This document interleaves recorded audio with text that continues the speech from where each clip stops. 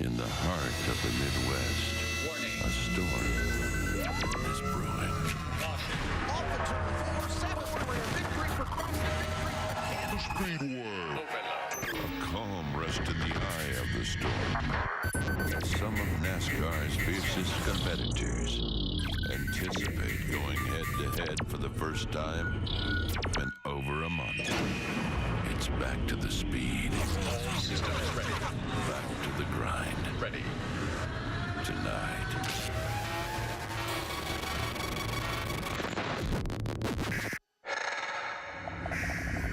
Enter voice authorization.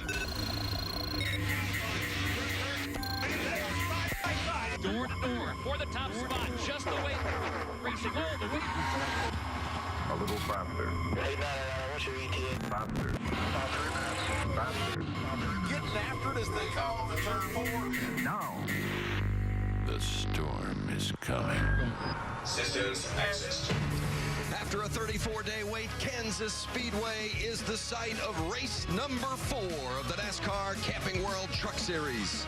The smooth mile-and-a-half track, a perfect setting for fast speeds and close racing. Track position will be key here at Kansas, but for the 23 of Spencer Gallagher, one of the fastest in practice, he got into the wall in qualifying, so he'll start at the back. Matt Crafton is also deeper than expected. He won here last year, but he's got work to do if he's to go back-to-back. The 88 starts 13th. Young gun William Byron shoots for his first career win tonight. The 18-year-old has his best ever starting position on the front row. He'll roll off alongside John West Townley, who scored his first career pole in his crew chief's final race with the team. Great stories, great racing expected tonight here in Kansas. Let's go trackside for pre-race ceremonies. Ladies and gentlemen, please rise and remove your hats as cadets from the Lee Summit High School Air Force Junior ROTC Honor Guard presents our nation's colors. Remain standing as Kansas Speedway Chaplain Cole Cochran offers tonight's invocation. Oh God, just as the drivers will rely on lights to finish this race tonight, may we trust you, the light of the world, to guide us safely through our lives. Please keep us all safe then, drivers, crews, fans, staff. Please protect the men and women of our armed forces and bring them safely home. In Jesus' name I pray, amen. Here to perform our national anthem, please welcome singer from Lake of the Ozarks, Missouri, Samantha Dawn. Oh, say, can you see by the dawn's early light what so proudly we hailed at the twilight's last gleaming, whose broad stripes and bright stars through the perilous fight, oh, the ramparts we watched were so gallantly streaming, and the rocket's red glare, the bombs bursting in air, gave proof through the night that our flag was still there. Oh, say does that star-spangled banner yet wave? Oh, the land of the free and the home of the brave. Let's hear it.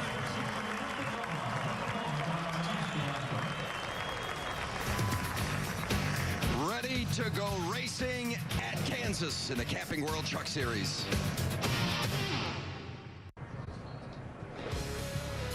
In It is an absolutely beautiful evening at Kansas Speedway. NASCAR Camping World Truck Series, 250 miles of fun. It is going to be a great evening tonight, that's for sure. Along with Michael Waltrip and Phil Parsons, I'm Vince Welch. Glad to have you with us. We're excited about it. It's been a while. It's been a month since we've raced, and those in the Camping World Truck Series garage are thrilled to be back at it, and so are we. We've talked about the winners. We've had 3 different winners this season, and if we're to have a 4th, well, history says you better be starting toward the front. All 15 of our previous races here at Kansas, the winner has started in the top 10, including Matt Crafton 2 of the last 3 years, Phil, but if he's going to do it again, he's got some work to do. Vince, he's not starting in the top 10. He's starting 13th, but the good news for Crafton is he's won 2 races on mile and a half from starting outside the top 13, so we know he knows how to do it. Nobody's ever done it at this racetrack, but if anybody can, Matt Crafton can, because he's been so good. But there's some guys in deeper trouble than him. Watch this now. This is Spencer Gallagher. He was the 2nd fastest truck in practice yesterday. On his get up to speed lap, he tried to make that track big, get a little bit extra speed going, got into the outside wall, has to go to the back. How about Rico Abreu? You see that 98 there at the base of the hood, base of the windshield? That's a cowl cover. That's supposed to be in there until the truck goes on the racetrack.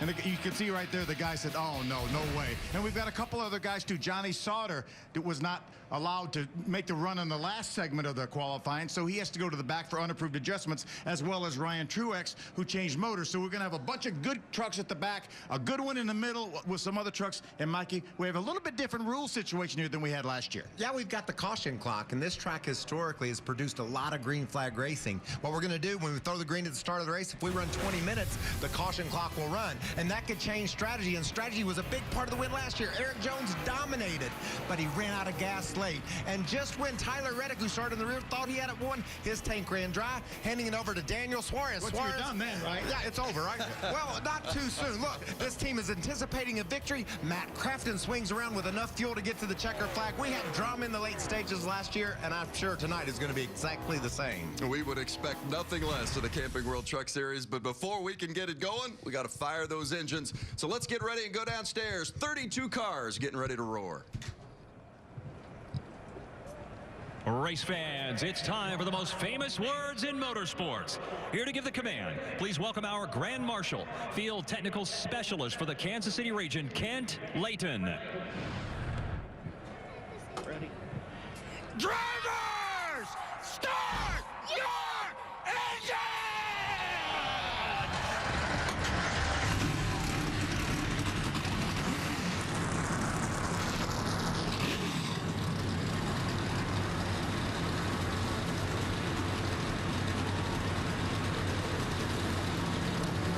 Trucks are alive, getting ready to go racing at Kansas. 250 miles of fun. But it's just... Back at Kansas Speedway, getting ready to go racing. Looking forward to it. It's going to be fun. 167 laps, 250 miles around this mile and a half, and let's take a look at that Camping World track description, Michael. Well, basically, it's just a speed plant, guys. These banks are up there. The pavement is fresh. That 17 to 20 degrees of banking means speed through the corners. The trucks can really lean on it, but it also means variable banking. We're going to see trucks low and high. This place just gives you all you want for a truck race. And for the Camping World race analysis, boy, we could really break this one down, and we're probably going to before the night's out. Yeah, Michael touched on it. You can see this race is 167 laps, a little over 250 miles. The caution clock will come out after 20 minutes, and that's about 38 green flag laps. That doesn't mean we couldn't have a fuel mileage race, because we turned that thing off with 20 laps to go, and 50 to 55 laps is the fuel window here. Starting lineups for tonight, well, from the front row, William Byron, his best ever starting position, and John West Townley on pole. And right on through the list, some of those names that are looking for their first ever career win here tonight. Just so much young talent. Matt Tiff there. You saw Ben Rhodes, Daniel Hemrick. This is a great lineup. How about Johnny Sauter? He's going to have to go to the rear because of unapproved adjustments. Cody Coughlin, Matt Crafton, these guys can get it done. There's Boyer. We're going to chat with him. Parker Kligerman, top 10 finishes in all 3 races this year.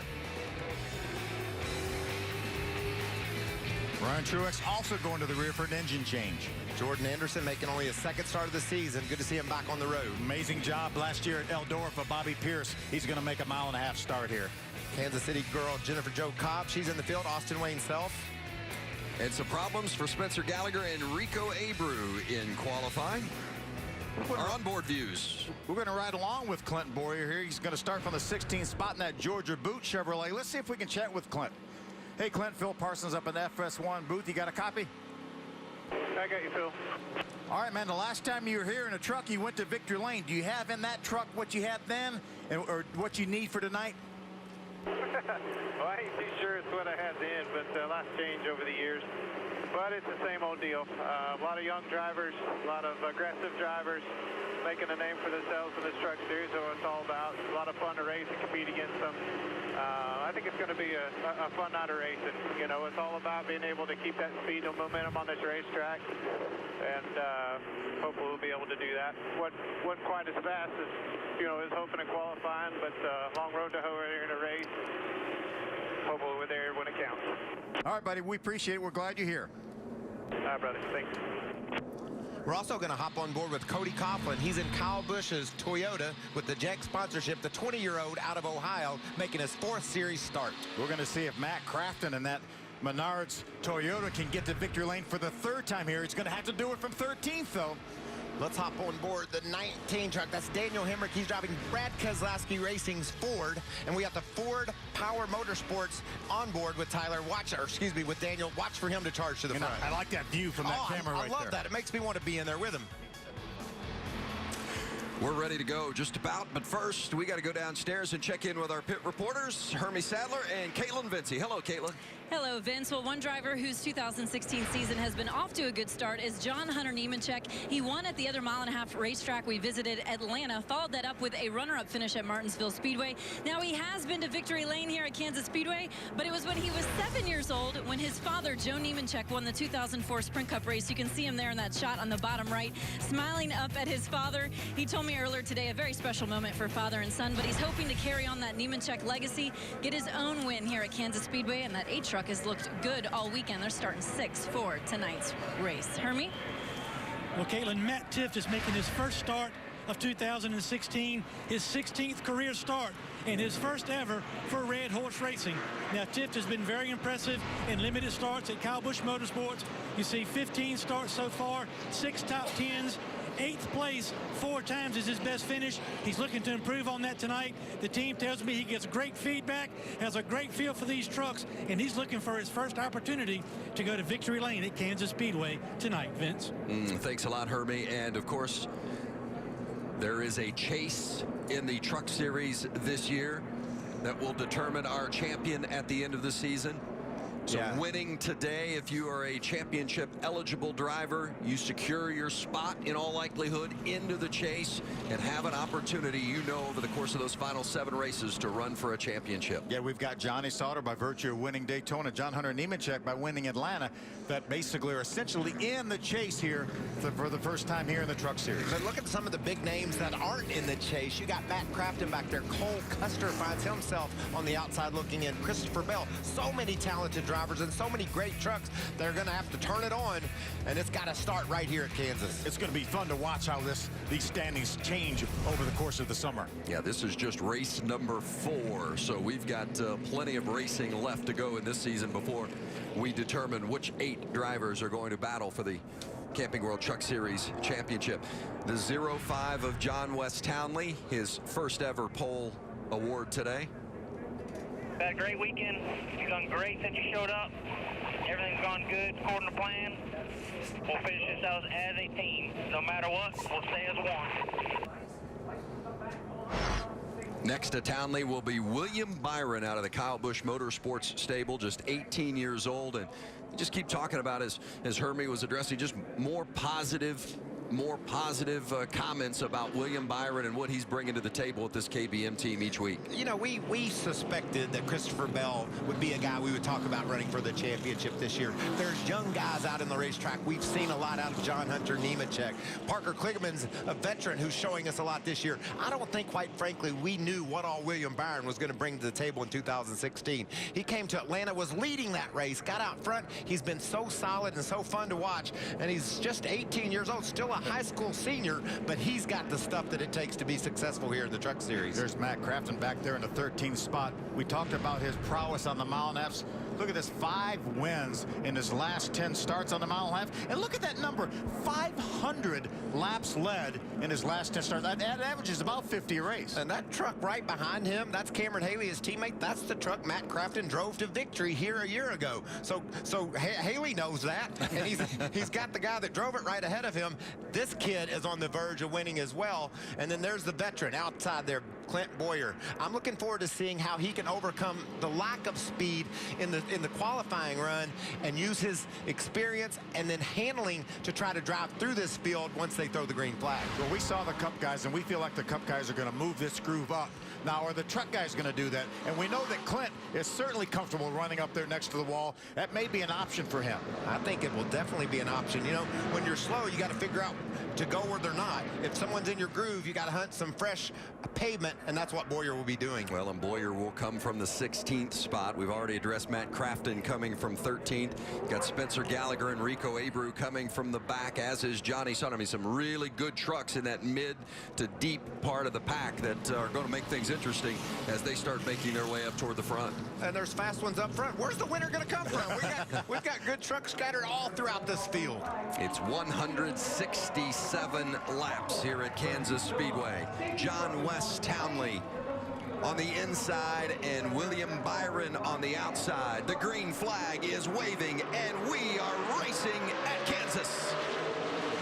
Great break by John West Townley, but a good push on the outside by William Byron. Look, they're going to be 3 wide when we get to 1. Tyler Reddick making it 3 wide and going for the lead. John West is going to fight back in the middle. He's not giving up on the middle. What about that lay-in rush off turn 2, 3 wide? It's 167 laps. Didn't you say that? Have we reminded these boys of that? Tyler Reddick surges to the front. What a great move, making it 3 wide at the drop of the green, going into 1, and he's going to lead the first lap here at Kansas. Got teammates from KVM right now side by side. The 4 Christopher Bell, the 9 of William Byron, in a battle for 3rd. And back in the field, there's still 3 wide. You can see way on the outside, that's Custer. On the bottom of that bright orange and green truck, that's Daniel Hemrick, and the caution's out. Rico Abreu with a problem. Contact for the 98. Yeah, you can see that right rear corner of that 98 truck has some damage, as well as the bed top that came I up. just got really tight there. Must have got tight, and then the front end lost grip, and he had the wheels cut, and that snapped the rear end around. It doesn't look like a ton of damage, maybe some tape and get that thing patched back up. I would say that's not possible, but did you watch the Sprint Cup race from Talladega last week? There was people without bodies on their car that were running up in the lead draft, and these trucks draft really, really strong here. What a shame, though, for Rico Abreu. They were really excited about his performance this weekend. The first of 3 consecutive weekends in the truck, as you see the contact for Rico. Then they had that issue in qualifying. It stuck deep in the back of the pack, and then the initial contact here early in this race was some significant damage. I think they're going to get that patched up, though, and he'll at least get some laps. Every lap is a bonus for Rico. He needs the experience. And he keeps getting better and better, too. Coming back to Kansas.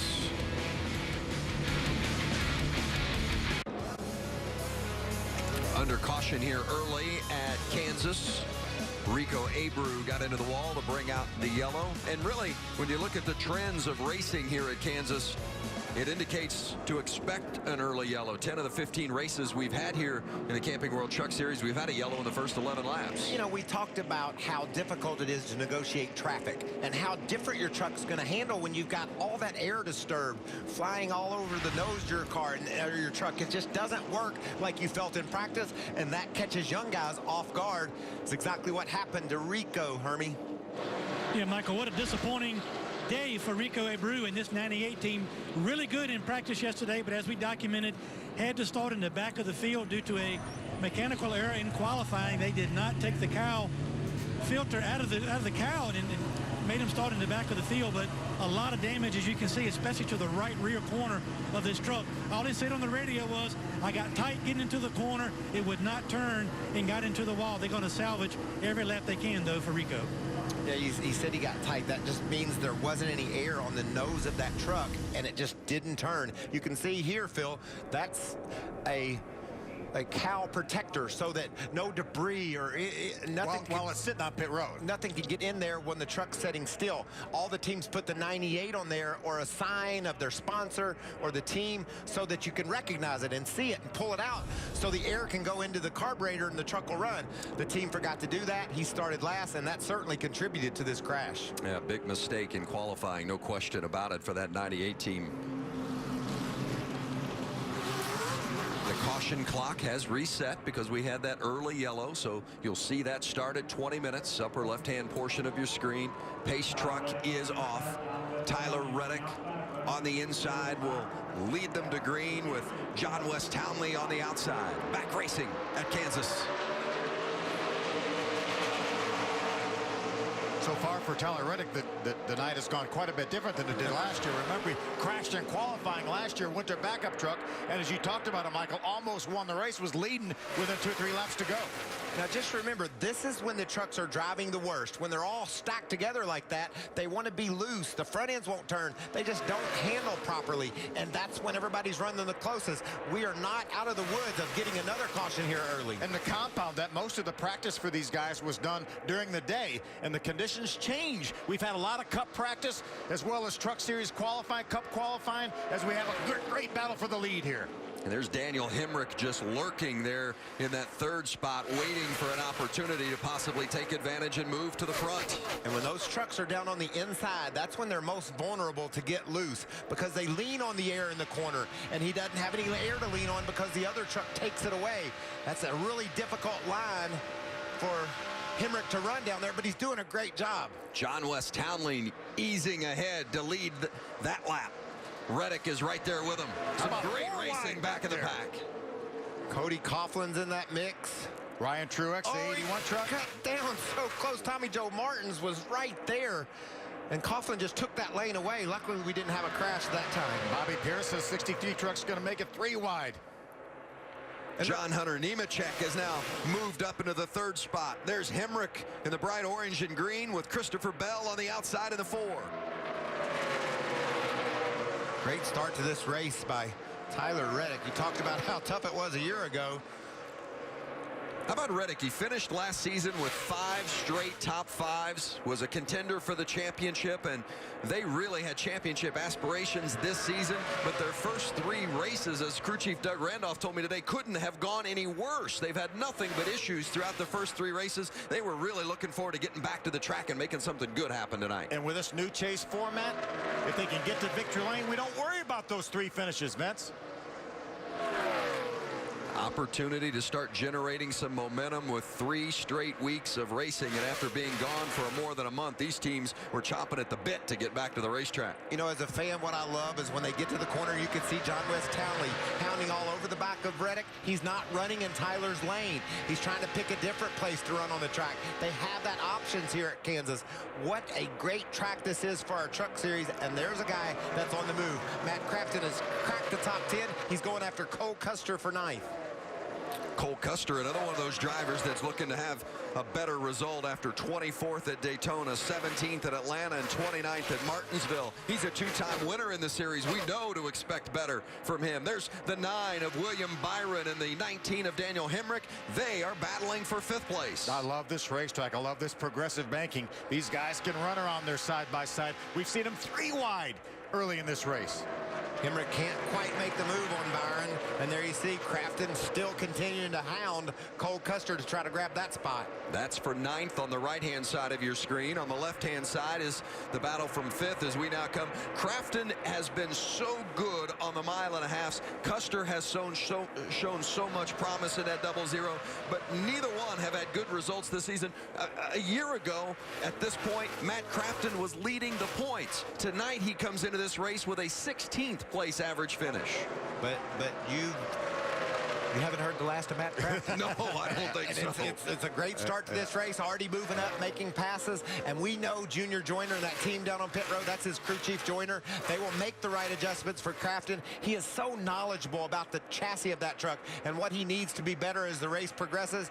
And Junior Joyner, a great strategist. He'll understand what he needs to do as this track changes, Phil. We got to keep that in mind. The track's cooling down. It'll definitely change. If your truck's perfect right now, you better adjust it. Yeah, exactly, because it won't be perfect 200 laps from now, or 150 laps from now. Tyler Reddick out front made a bold 3-wide move at the start of this race to take the lead. And that's something too, Vince. We'll just watch these restarts, because that's what will happen. As the laps wind down, these guys will be more aggressive, 3 and 4 wide, trying to grab spots on the initial restart. And I like that third place spot on the restarts too. We see a lot of passing done from that third spot. Brad Keselowski owns the truck driven by Tyler Reddick. The 29 out front for 13 of the 14 laps we've run here tonight. John West Townley led one of the other lap, Vince, and I think John Westphal is faster than Reddick right now. He's just sizing him up, making sure he understands how that high groove is going to come on. You talked about the Sprint Cup drivers running up high. These truckers didn't do much of that yesterday, so that's sort of uncharted waters for them. They need to feel it out before they go up there and just run wide open through it. Tyler Reddick in front, a 2-time winner in the Camping World Truck Series. He's looking for win number 3 tonight.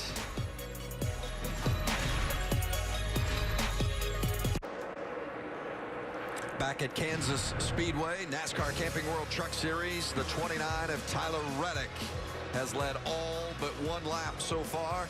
Meanwhile, issues for the 11 of Matt Tifft. Caitlin. He just told his team over the radio, I have a very big vibration. He believes that he had a right front tire going down, so they elected to bring him down pit road. And as you can see, they're going to change right side tires. Now, this is the first race that Matt Tifft has competed in the Truck Series so far this season for Red Horse Racing. So they're going to give him 2 tires, it looks like, guys.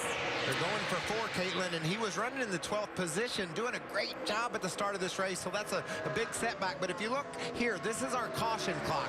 We're nearing halfway through this run. If it runs all the way down to 0, we're going to have a caution. It'd be interesting to see if Tifft can use that caution clock to get back in the game. That's how the clock's designed. They want to have people give a chance to get their race back if they stumble early. I don't think there's any question the clock is going to at least put a kink in some of the strategy plays for the crew chiefs downstairs. Meanwhile, the 4 of Christopher Bell has quite a battle on his hands. Let's check in with Hermie. Yeah, they've been telling him every lap. You see him get loose on the bottom of the racetrack trying to pass John Hunter Nemechek, but they've been telling him you have to search around to try to find speed. Yeah, that was a great save by Bell. That's that air taken off of the spoiler and making that taken off the side of the truck even. You know, air pushes, you push against the air in the turn in order to try to have grip. He's on that inside, Michael, like you were talked about. Plus, it's a little bit flatter down there. Nice save. You know, John Hunter Nemechek and Christopher Bell have raced together since Martinsville. They went to run a Cars Tour race at Orange County. Christopher Bell won that race. You can see now Bell's being heated up by Daniel Hemrick. Hemrick's truck really likes to dive low in the corner. Look at there. He's able to get his nose on the inside of the Bell truck. That means air on the nose, helping plant it down, and is able to make some ground. That's a good move by Hemrick. Keep moving around. Keep trying to find something. This is the time of the race to try to find that in order to get ready to be good for the end in order to pass these guys. You're faster than him in front of you. Just figure it out. Yeah, some good direction that time. Sounded like Kyle Busch. Yeah, team owner Kyle Busch. And man, it's just such a slippery slope when you dive down on the inside of another truck. If you don't clear him, then you really take the chance of spinning that truck sideways like we saw Bell do. We saw Hemrick get by Bell. That was for 5th place. You know, we've heard from Kyle Busch, and we were talking about this team tested recently at Bristol. It was right after the Bristol Sprint Cup Series race. Kyle spent the entire day with his truck team, instructing and being a team owner that leads and mentors his young drivers. And he and Christopher Bell had a good conversation on the phone this week, just encouraging Christopher, despite 3 tough finishes, to just go out and relax and be the driver that they all know he is, just to give Christopher Bell that bit of confidence. And, you know, I talked about the caution clock, Vince. This is a great thing for the rookies because they can feel how loose their truck is. They can think about the adjustments they need, and they know they can plan on getting some help from the clock and adjustment from the crew chief so that they can be more and more competitive as the race marches on. There's a truck owner right there, right side of your screen, Kyle Busch. And instead of running 50 to 55 laps, they know they're only going to have to run 38 laps to get in and make some adjustments. Yeah, William Byron, another one of those KBM trucks, is fourth. Bell is currently sixth. Then the third KBM truck is Cody Coughlin, currently 23rd. There's a battle for third place. John Hunter Nemechek currently in third, being chased by William Byron. Daniel Hemrick in that bright orange and green lurking there in fifth. Top five right now inside of 2 seconds apart. John Hunter Nemechek already with a win this season. He won at Atlanta. There's the good look at the 13 of Cameron Haley on the outside and the 33 of Ben Kennedy inside. Kennedy has moved over from Red Horse to Thorsport. A couple of teammates there. It's a battle for the 15th spot. Caution clock under 8 minutes. Keeping an eye on it. Everybody's keeping an eye on the 29 of Tyler Reddick. He leads at Kansas.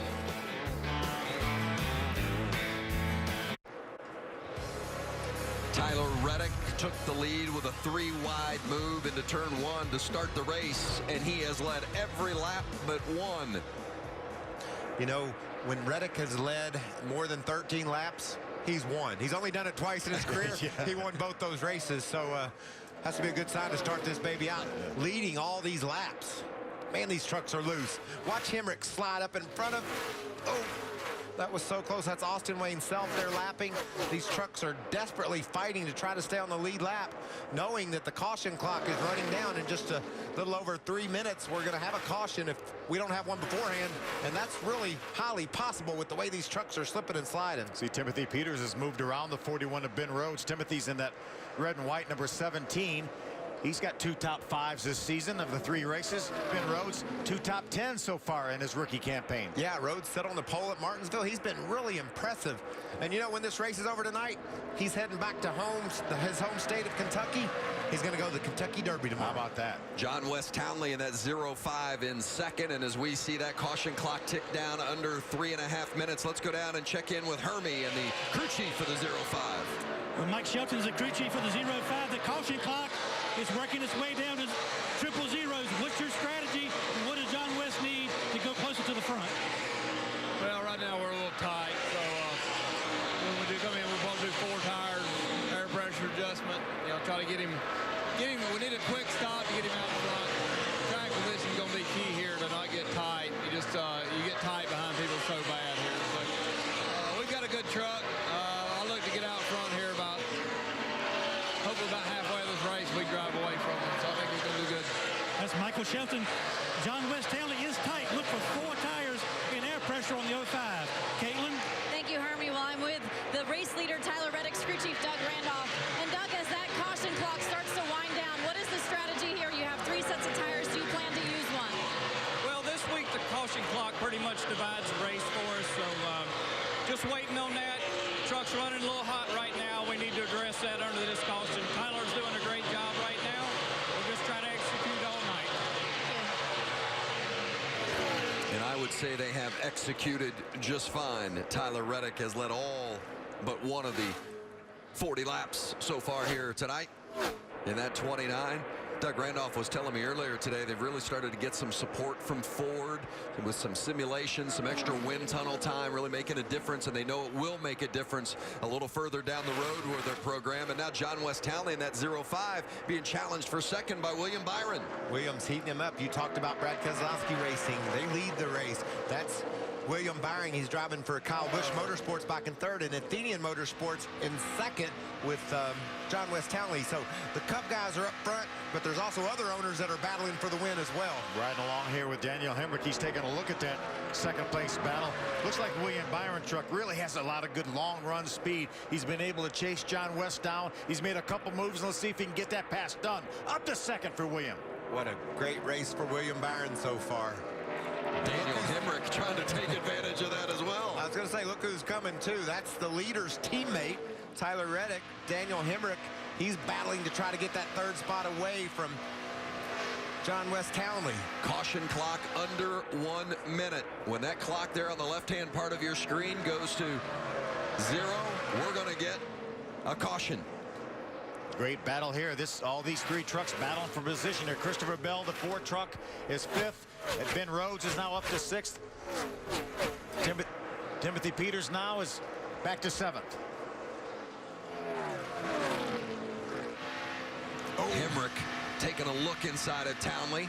He's going to make the move. Looks like you said, Phil, John West has got a good short run truck, but it's starting to fade now. Hemrick and Byron both sizing him up and going to take spots away from him.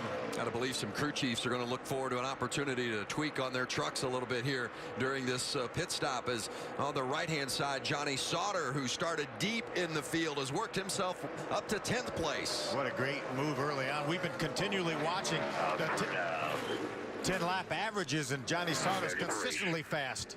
For just the 3rd time, the caution clock comes into play. It came into play twice in Atlanta in our 2nd race of the season, and then for the first time here tonight at Kansas. And remember, Matt Tifft came to pit road because of a vibration. Will that team elect to stay out on the track?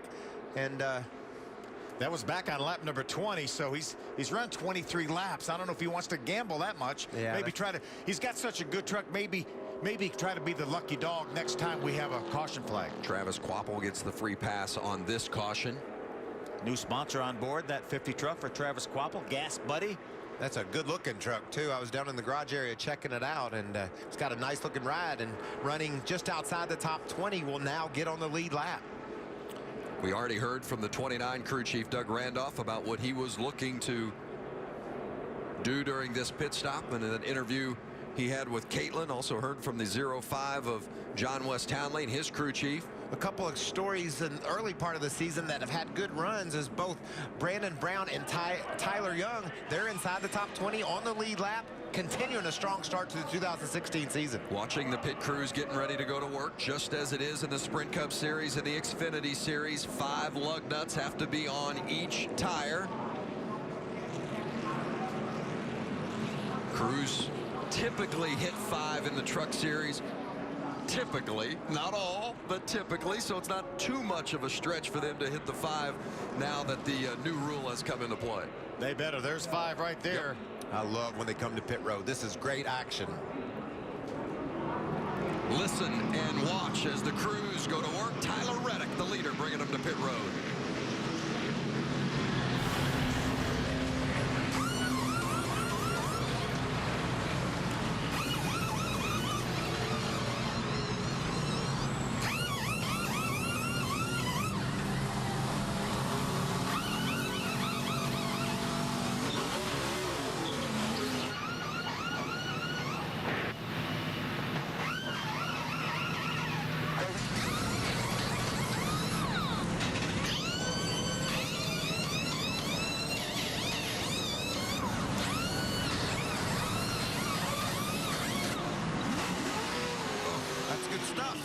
Tyler Reddick first off pit road. How about the 8 picking up 6 spots on that stop? Well done from the 8 John Hunter Nemechek's crew. The 13 of Cameron Haley, he stayed out.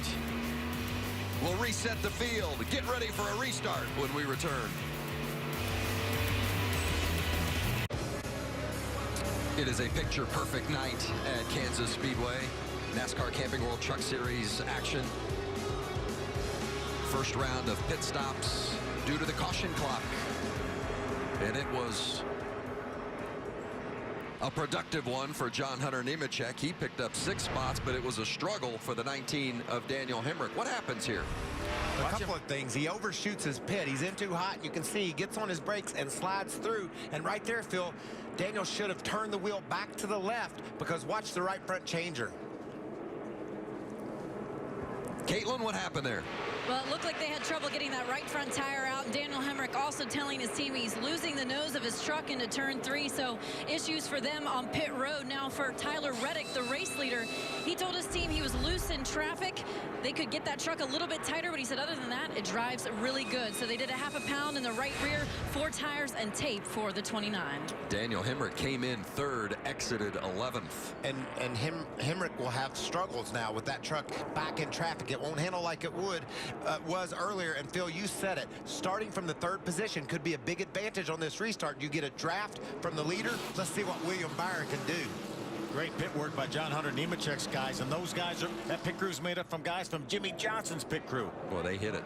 Gained 6 spots for John Hunter Nemechek. Means he'll restart on the outside of the front row here. Your race leader, Tyler Reddick, on the inside. The green flag is waving back to racing at Kansas Speedway. Great jump by Reddick. Did his job and got the lead. Yeah, he wanted to make sure he covered the bottom of the racetrack, too, and not let that 9 of William Byron get down there underneath him. But they're 3 wide behind them. That's a bold move to the outside by John West Townley. John Hunter Nemechek slipped back some spots. 4 wide. How about Johnny Sauter making a move for the 4th spot in that 21 truck? Sideways. Townley and Nemechek get together, and the caution is out. More contact. Got him coming out, crashing on the top, crashing on the middle. Big hit for Parker Kligerman. Yeah, John West Townley, who was trying to save his truck, made contact with Parker Kligerman, turned him straight into that outside wall. Talked about how hard these things are to drive in traffic, and that was a perfect example of it. John West Townley was clipped by John Hunter Nemechek, who it looked like maybe got loose down on the inside. We'll have to look at a replay to make sure. Townley did a great job of hanging onto his truck, but the oncoming traffic couldn't avoid him. This was just a wild scramble off turn 2. Watch how close this is. Right there, John Hunter gets loose, hits Townley. Yeah, they actually squeezed him. Christopher Bell in the 4 in the 0-5 squeezed John Hunter. Johnny Sauter took advantage of it by getting down underneath him, but then John Hunter just couldn't hold on to it. Yeah, got loose and hit the... Look how close it was to Townley having his straightened out, but there was nowhere for Kligerman to go. What a hard hit that was. If Parker hadn't have come along there, John West would have been able to straighten that truck out, but what a tough break for both John West and Parker Kligerman. Remember, 3 top 10 finishes to start the season for that 92 truck of Parker Kligerman. Yeah, the only driver to do so. That's how quick your fate can change in the NASCAR Camping World Truck Series. That's a great sign. Parker looks like he's in great shape as he heads to the ambulance. He's a little bit mad, I think. Yeah, I think so, too. That's just a tough break. You can see all the damage to Townley's truck. John Hunter Nemechek on pit road. So you put new tires on these trucks, you fill them with fuel. That's when they're going to be as loose as they're going to be the entire race, and that's when we run 3 and 4 wide. John West Townley was our pole winner today.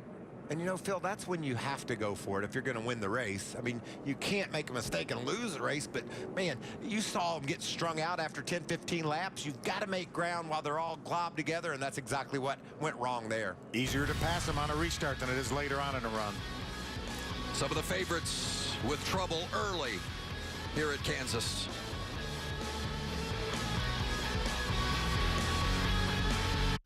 The white flag is out. They're crashing. Christopher Bell upside down. And Johnny Sauter will win the season opener at Daytona. John Hunter Nemechek wins in Atlanta. What a great race. And what a great job by that family team. The drought is about to end. Today, Kyle Busch wins at Martinsville. That's how our first 3 races have played out.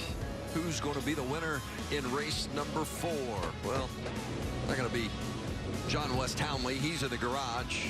John Hunter Nemechek on pit lane. They're fixing damage from that accident.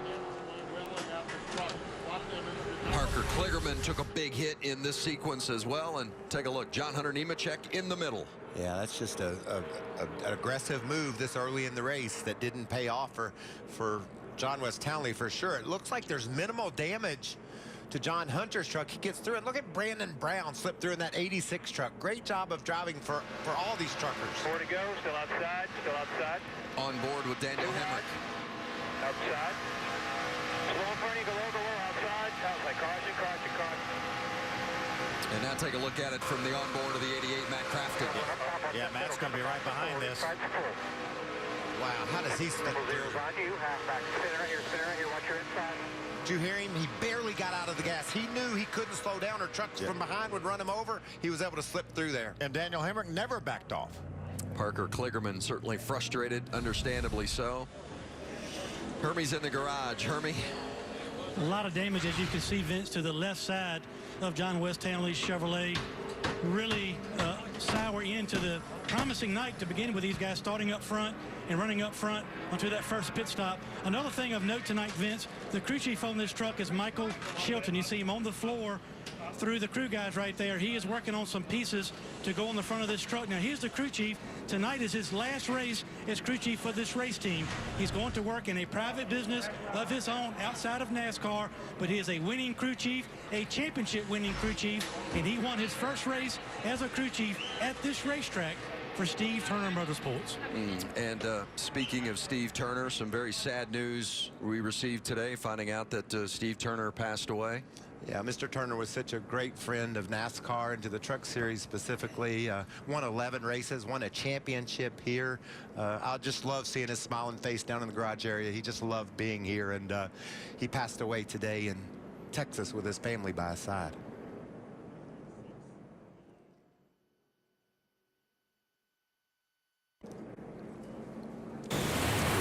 Sprint Cup racing under the lights. It's the GoBowling.com 400. Jimmy Johnson looking to defend his title after winning here last year. All begins 7 o'clock Eastern on FS1 tomorrow evening. You can watch it live on Fox Sports Go. It's a big weekend on FS1. Yeah. Martin Truex Jr., you saw him win pole earlier today here on FS1. The 33 truck of Ben Kennedy was penalized. He came down pit road at too high of a rate of speed after trying to avoid that accident. You can come down pit road to avoid the accident, but you got to whoa it up and slow it down, and he did not, so was penalized for that.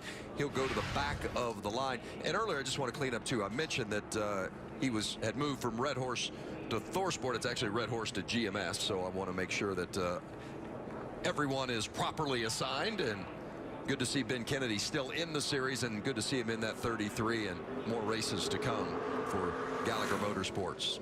Let's check in downstairs with Caitlin. Well, Ben Rhodes in that 41 truck, he started 10th, has made his way up into the second position, but telling his crew chief Kevin Bellicourt having a little bit of trouble with visibility on his truck. Just saying there's so much dirt on the windshield, I can't see the rubber tracks in front of me. I'm sorry, man. We got to get that every time, Cody.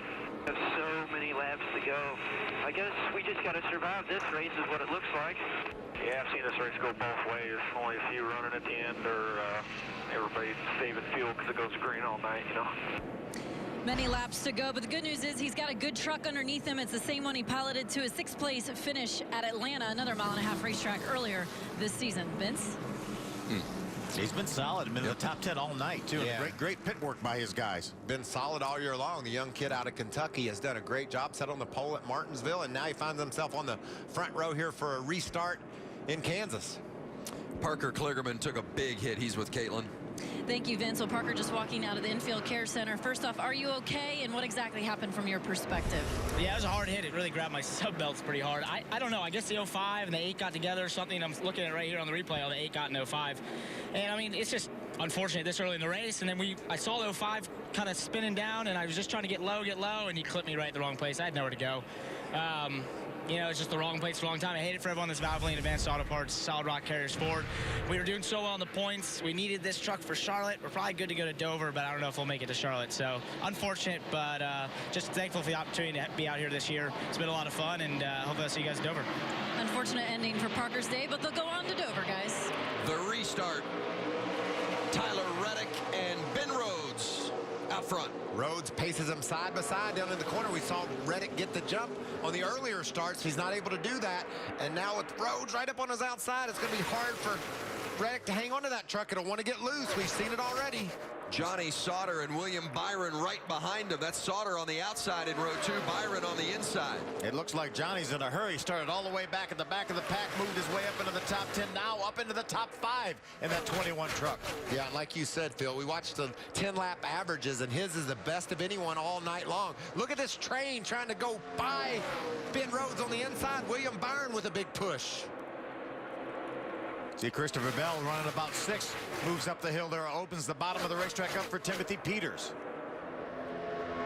Tyler Reddick, it's been a dominating performance. He's led 54 of the 58 laps so far tonight. Oh, we got trouble in turn 4. It's the 23 of Spencer Gallagher. Hold it straight. Come on. That's the same part of the track that Gallagher had issues in qualifying. Just got sideways running in the 12th position. Sounded like maybe there was some contact. What did it sound like to you, Phil? I thought there might have been a little bit of contact. You see the tires are flat, but I'm not sure. That's he that, had some damage earlier from qualifying. Yeah, I'm not sure he hit anything because that damage there on the right rear does look about like what we saw from his truck in qualifying. Let's see if we can get a better understanding right here. That's exactly where he got loose qualifying. Yeah. And there was another truck, a white truck, that I thought wound up high in the wall. Maybe it's the ones cutting up to the outside. You see a great job by Haley, great job by Travis Quapple. Jordan Anderson, the 66 truck. Yeah, Anderson just got the free pass. He's back on the lead lap, and he does a great job of avoiding the contact here. Boy, Ryan Truex, that 81 truck right in front of Spencer, was right up against the wall and did a nice job saving that truck. There's the truck. Look at the black truck just slipping by Ben Kennedy on the outside. Yeah. Was that Rico Abreu? The 51 of Cody Coughlin gets the free pass. A lot of trucks dodge danger. Tomorrow, Major League Baseball on FS1 is back with a couple of monster games featuring some of baseball's best players. It all starts as the Rangers take on the Tigers in a game you can see only on FS1. Then the Nationals head to Wrigley to take on the Cubs. Action begins at 12:30 Eastern on FS1, or you can watch it live on Fox Sports Go. Tigers in a 3-way tie for second in the AL Central. White Sox are playing some good ball. How about that, huh? Yeah. Phil's a big Tigers fan. Well, let's check in on pit road because we've had some interesting developments. Several trucks coming to pit road for fuel only, including our leader, Tyler Reddick. And let's get more downstairs with Hermie. Well, also a man to pit road, Vince, the 9 of William Byron came down pit road. No tires. They're saving their tires, but they did get fuel and made a track bar adjustment. They're trying to get this truck to be better on the short end of a run, namely on the restarts. So they made an adjustment there. Also, the 4 of Christopher Bell you see on the racetrack, fuel only also for the 4. Caitlin? Well, for the Brad Keselowski Racing trucks, both the 19 of Daniel Hemrick and the 29 of Tyler Reddick came down pit road for fuel only. A little strategy for those guys. Now, Spencer Gallagher in the 23 truck, we saw some issues for him. He was very frustrated across the radio. His crew chief just telling him to calm down. They came down pit road, looked over the right front to make sure there wasn't too much damage. Also gave him 4 tires and fuel for the 23. He did a good job of spinning that truck, keeping the gas down and keeping it out of the outside wall, but it just must be really loose. We see him spin in traffic a lot. We understand that. Spencer was all by himself. That's what it looked like. Sure didn't seem to have any trucks around him. Some of those big name trucks that came in, big name drivers in their trucks, Tyler Reddick, Christopher Bell, William Byron, Matt Crafton, Ryan Truex, Mike Bliss, Gallagher, all came down pit lane, among others, during that caution. The kid from Kentucky, Ben Rhodes, has been really impressive. Now he's got a restart here. Veteran Johnny Sauter stuck up on the outside of him, and Daniel Hemrick, who could make a run and make it 3 wide down into turn 1. He's going to have to nail this restart. I think what some of these guys think is the fact that we can go, if the caution clock runs out in 20 minutes, that they will be able to go the 55 laps they need to with all the caution laps we've had. So they feel like, why come in now? Let's keep the track position. Look at those eyes. Look at those eyes. He's looking in the mirror, trying to make sure nobody gets a jump on him. That's a great view from Hemrick's truck as he tries to nail this start. There he goes from 3rd. Hemrick just the way his teammate Tyler Reddick did at the start of the race. Hemrick trying the same move, not going to take him to the lead, but he's going to gain a spot or 2. How about Boyer going to make it 4 wide on the inside of Hemrick in the 24 truck? Remember what happened last time we were 4 wide? We had a spin. These trucks are really hard to handle right now, and these drivers are being really aggressive. Boyer all the way from 16th starting position into the top 5. There's Boyer in that 24, the 00 of Cole Custer, and then on the inside is Daniel Hemrick. Man, that's so tight. Jordan Anderson up into the top 10. Good run for that young man. Oh, caution. So the caution is out. John Hunter Nemechek. Probably had a tire rub from that earlier contact with the outside safer barrier. Looks like the right front went down. Unfortunate for Nemechek, having a solid run tonight before that initial contact with John West Townley. John Hunter, of course, already has a win this season. Won at Atlanta last time we were on the mile and a half. Has secured his spot in the chase. And now heavy damage to that 8 truck. The 07 of BJ McLeod will get the free pass due to this yellow. Yeah, a lot more damage this time on that Nemechek truck than we had earlier. See, Andy's has jumped on us sponsorship for John Hunter. Big win in Atlanta for that team. Came here with so much momentum and hope. His father won here in the Sprint Cup Series. Look at the very top of your screen. You see the sparks right there. That's where John Hunter is. I think he's already made contact with the outside safer barrier. Tough break for that young man. A very, very fast truck in practice. A lot of talk in the garage here that he was going to be one of the contenders for the win here tonight. A lot of work to be done at this point. Not going to be his night tonight here at Kansas.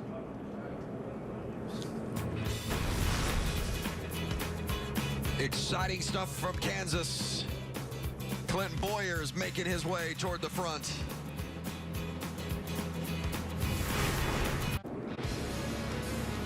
All the wonderful shots that you see during the course of a telecast all originate from that room right there. So many terrific professionals behind the scenes make it happen so you can enjoy the race, and we get to have the fun by standing up here in the booth broadcasting it. So thanks to all those folks. And hey, how about a shout out to Clint Boyer? Started 16th, he's up to 3rd, Michael. Hey, Boyer, it's the FS1 booth. Man, you've had your Georgia boots kicking that thing tonight all the way up to 3rd. You got something for these boys?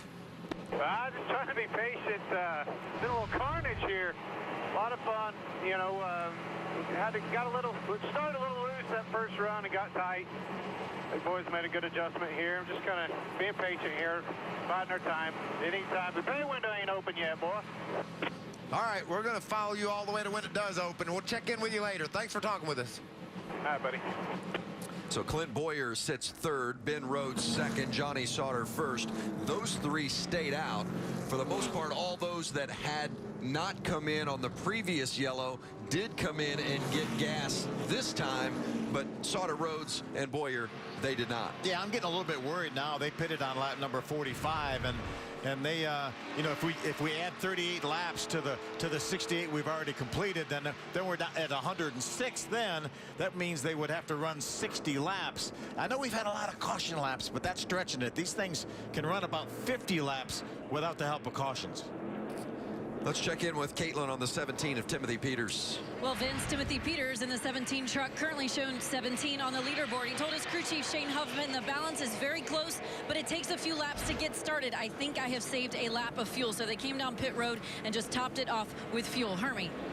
The 00, Cole Custer came down pit road. Fuel only, no tires. They did make a track bar adjustment. Cole complaining about this truck being too tight, especially in traffic. So a track bar adjustment for the 00.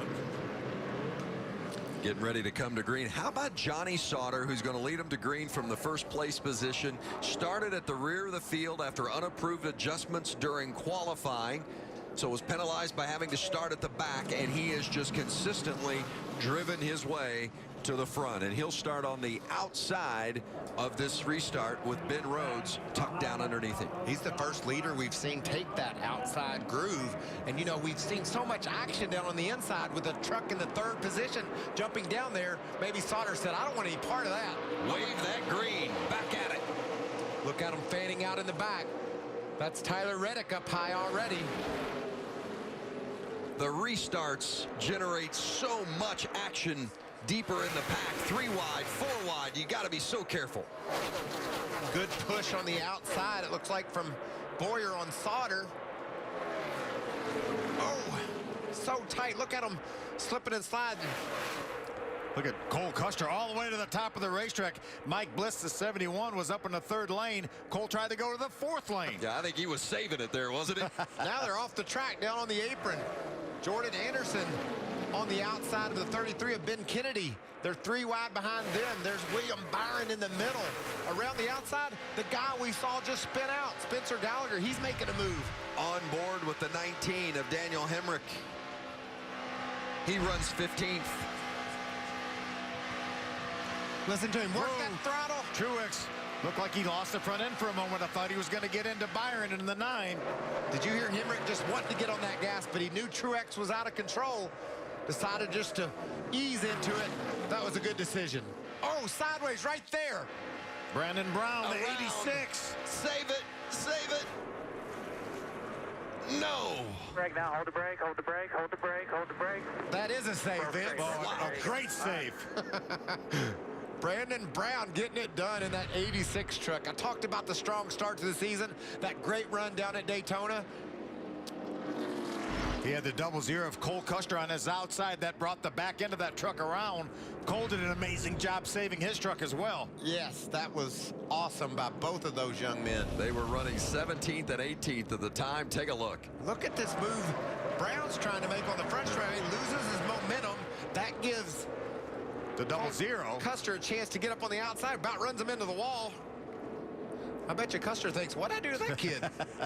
Look at this save. Yeah. He just stayed with it. Could have been so easy for that truck to have switched around and got the front end of the outside wall when the front caught, but he was ahead of it. Watch it out the window of Cody Coughlin. That's great advice by the spotter. Go low. Listen to your spotter. Okay, caution, don't watch him. He's right in front of you. All right. What scares you a little bit when you're trying to stop to miss a wreck and somebody passes you.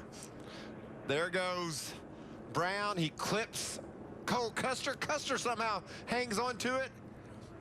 And those trucks coming from behind have to make some serious evasive action. Man, there could have been a lot of torn up equipment right there, and nobody made any contact with the wall. A little bit from the 00. Well, Ben Rhodes is coming to pit lane in that 41 truck. Caitlin is there waiting on him. Well, Ben Rhodes coming down pit road, and his crew chief, Kevin Bellacourt, just saying we are going to do fuel only for that truck now for Clint Boyer in that 24 truck. Clint told the team, I am just too tight to keep it wide open. They sure come up on me quick. Hermie. The 21 of Johnny Sauter is driven from the back of the pack to the front. He loves the balance of his truck, especially as he gets closer to the front. 4 tires and fuel, no adjustments for Johnny Sauter. The race off pit road. Sauter lost a spot, but what an impressive run for Johnny Sauter, running from the back of the pack to the front. He's already got 1 win this season. Can he get another?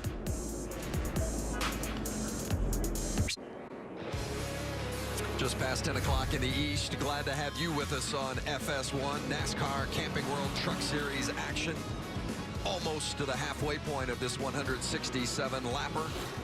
It's been exciting. Had some crazy cautions. Hey, speaking of caution, and we want to give a shout out to Dave Blaney. Was in a bad accident at Eldora tonight, and as scary as it was, the good news is at the hospital, wake and alert, and seems like anyway that he escaped some serious injury tonight. Going to be sore, but one of the most versatile drivers that we've ever had in our sport. He can get it done in a cup car, a truck. He can get it done in an Xfinity car, and certainly anything open wheel he can get it done. Glad to hear that. Of course, he's the Dave and the family. Father of Ryan Blaney, who drives in the Sprint Cup Series, qualified 7th today here for the race tomorrow night. Dave himself, a second-generation driver. His father Lou won so many open wheel races back in Ohio and around the Midwest. Getting ready to go back racing here at Kansas. Christopher Bell, the leader on the outside. And put Matt Tift right back into the mix.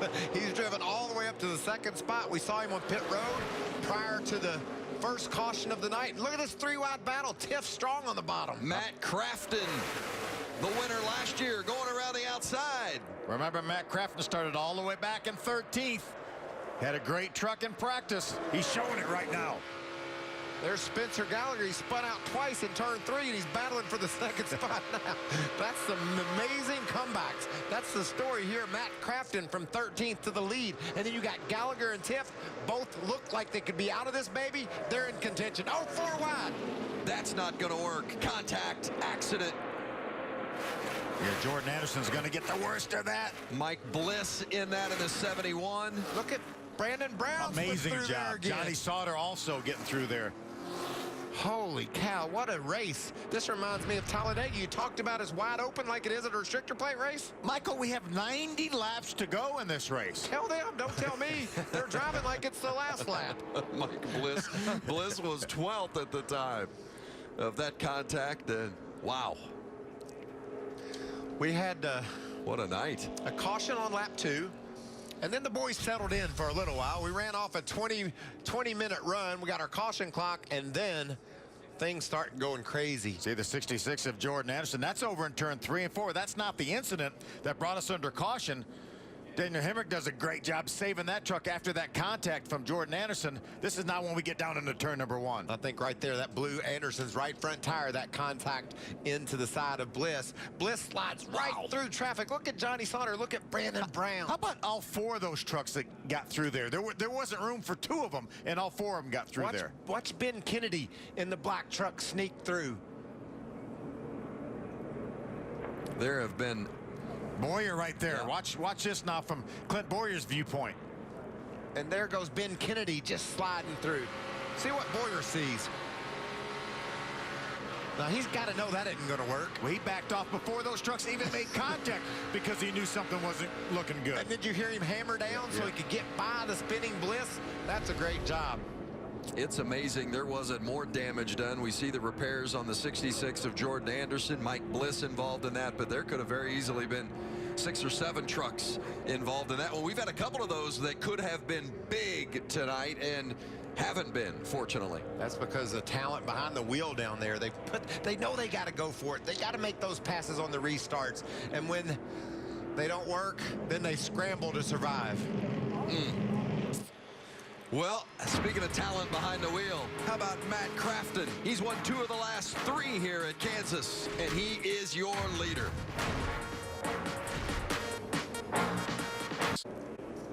Hey, have you been checking out Garbage Time with Katie Nolan? If you haven't, you better. This week, she'll be joined by Richard Sherman, Michael Ian Black.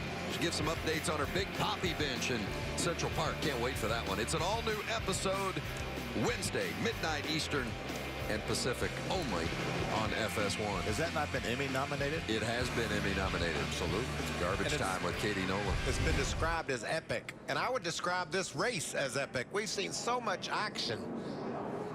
What wonderful, crazy restarts we're having, and now one of the leaders has come to pit road. What's he doing? Ben Rhodes coming in. They're going to put tires at least on the right side. Boy, last-minute call here for Ben Rhodes to come down, put tires on.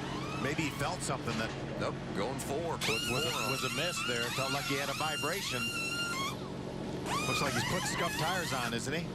Operation Barbecue Relief. That truck's on fire. It's got flames all over it. Good-looking ride, and he's been on fire this year. It's like they were making some sort of an adjustment on the left front. Look, a little bit of damage there on the left front corner. You know, at Talladega, 33 of the 40 Sprint Cup cars had some sort of damage. We're trending toward that direction here with our 32 starters in Kansas. Let's check in with Caitlin, find out what's happening with that 23 of Spencer Gallagher lined up in the front. Well, he certainly is, Vince, because he opted not to come down pit road. He told his crew chief, Jeff Hensley, about his truck. I can try to move it up a lane, but I am still too tight through the center. So that 23 group still needs to pit. Now, the 11 truck, they did come down pit road. They did 4 tires and fuel for the 11 of Matt Tift. Tift finds himself back in the 20th position. That's Brandon Brown. He's beside Brown's been through a little bit of everything. And look at his windshield. It looks pitted and dirty. I don't know how these guys are seeing out there even. It's got chicken pox, looks like. It's all bubbly. Caitlin mentioned Spencer Gallagher last pitted at lap 61, as did Matt Crafton. So that was 20 laps ago. Those two are on your front row. Crafton on the outside, Gallagher on the inside, back racing at Kansas. Remember, Gallagher was loose on entry. He spun out getting into turn 3. Down on the bottom would be even worse. Look at the big push William Byron gives to Matt Crafton. They clear Gallagher. Spencer fighting back on the inside. He's dead even now with William Byron.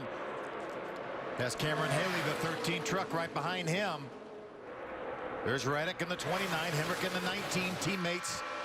Man, I love the young Canadian Haley. He does such a great job on every track we go to. Finds himself racing up inside the top 10 here. To the outside goes Christopher Bell, our winner at Eldora last year on the dirt, showing that he can get it done on any type of racetrack. Crafton in the lead, William Byron chasing. Oh, Bell.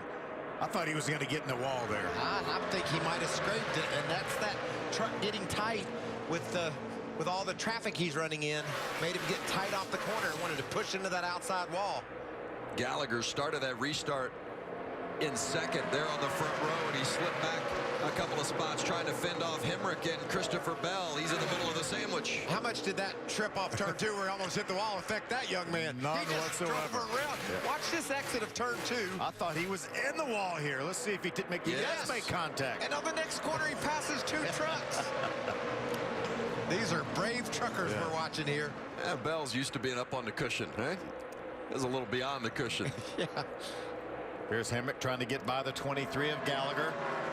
That's a battle for the 5th spot. Well, he's made it a few laps.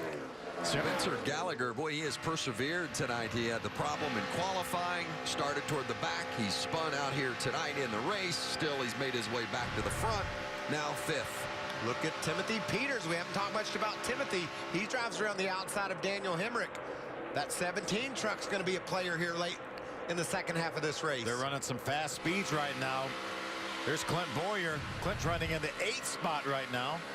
You know, he wanted an adjustment. He told his team they needed to work on that 24 Georgia boot truck, and he got that adjustment. Be interesting to see if he can go to town. Hear him off the gas there in the center of the corner.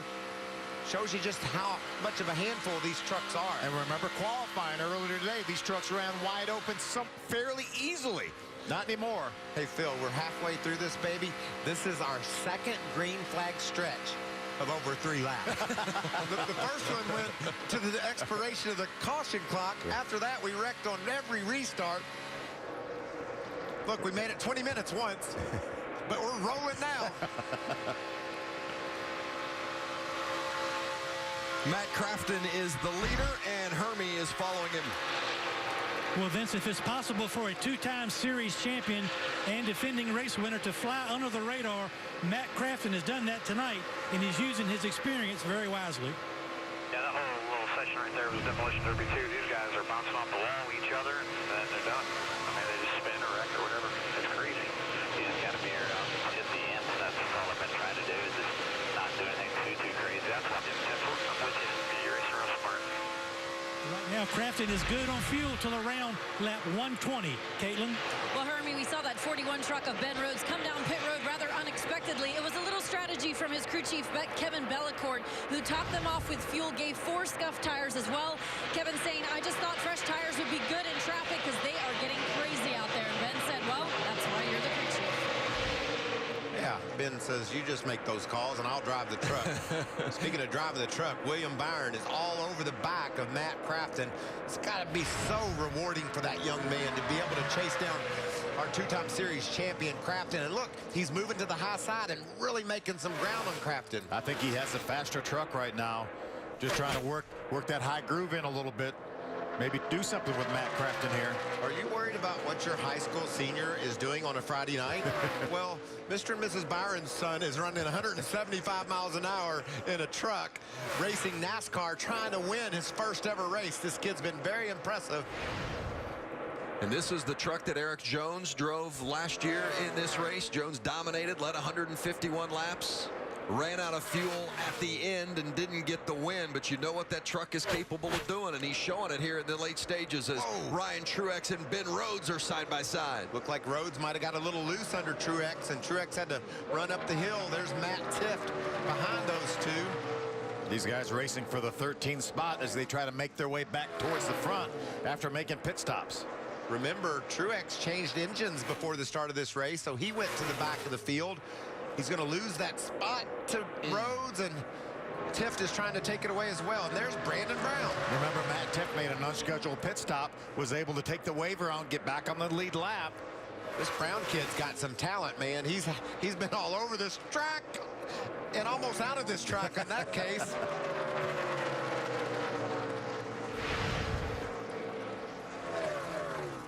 He's had a couple of narrow misses. He has Still that. running. There's a good look at Gallagher and Timothy Peters. That's for 5th and 6th. Peters starting to make the run up. Back-to-back top 5s for Timothy Peters in that 17 with crew chief Shane Huffman.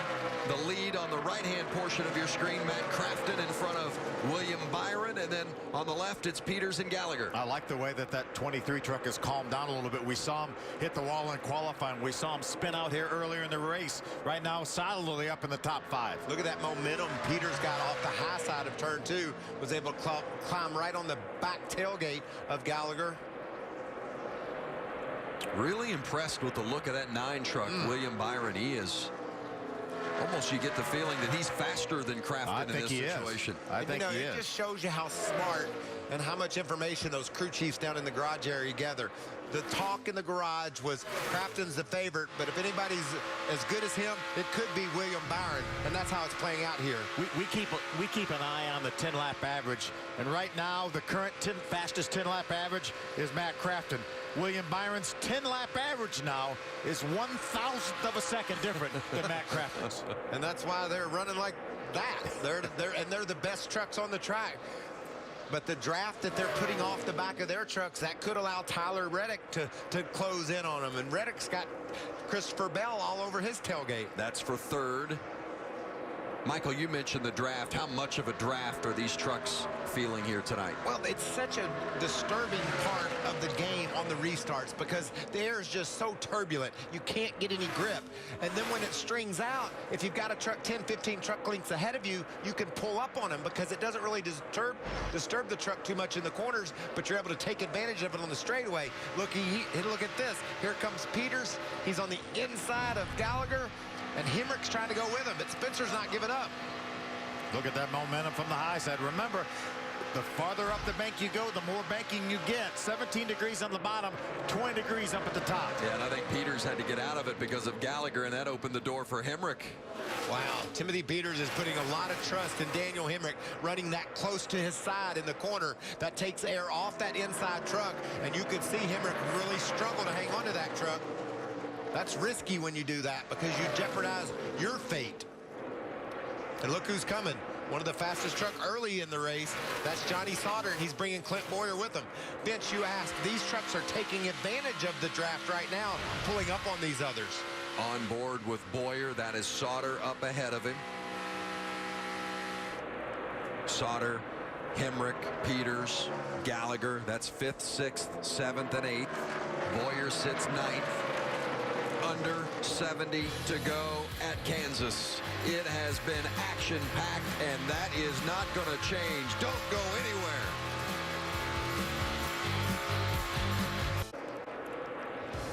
Tyler Reddick has led the most laps, but right now that's the man in front. The 88 of Matt Crafton trying to go back-to-back here at Kansas. Back-to-back on 3 of the last 4, yes. Right? It's a brand new truck for Crafton. He and crew chief Junior Joyner built it, and well, Junior Joyner's built him a really good one because Crafton is driving the wheels off of it, and it is fast. He sure has. Christopher Bell now has fallen over 5 seconds behind in the 3rd spot, and these guys have really been battling. Timothy Peters has been able to get by both Johnny Sauter and Spencer Gallagher to move up to the 5th spot in that 17 truck left side of your screen. Yeah, that's probably that's the 3rd fastest truck on the track, I'd say. Peters has been able to get around all 3 of these trucks and is marching up toward our leader. So be interesting to see if he can close ground get another caution and another restart or two, you can be talking about Timothy Peters a lot at the end of this race. Sauter making a move on Gallagher for 6th. We should point out, too, Sauter led this race for 8 laps earlier, then came down pit road for a pit stop and was caught speeding on pit road. Had to go all the way back to 21st, back on lap 77. And, well, in 25 laps, he's right back there knocking on the door of the top 5. Makes that pass, and it's going to try to bring Daniel Hemrick along with him. Looks like Hemrick is going to clear Gallagher as well. You see our caution clock down to about 7:25 right now. Essentially what that means is about 14-15 laps till our caution clock will run out. And remember, the caution clock starts at 20 minutes, goes down to 0. A caution will come out, and then they shut it off. It won't come into play in the final 20 laps.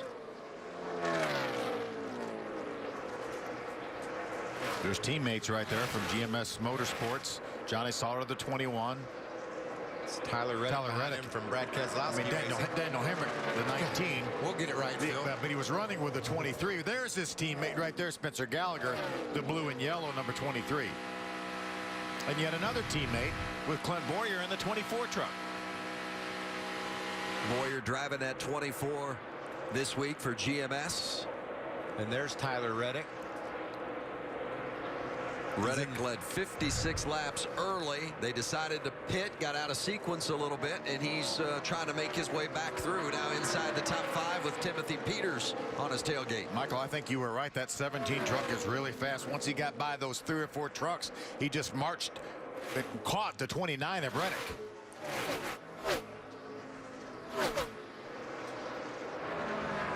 It's just so hard. We talk about, Vince, you ask, how does the draft help? When you're 10, 15 truck lengths behind, it helps you close right up in on the truck you're racing. But when you get to that point, it's just so hard for Timothy Peters to get the grip in the front of his truck and in the rear.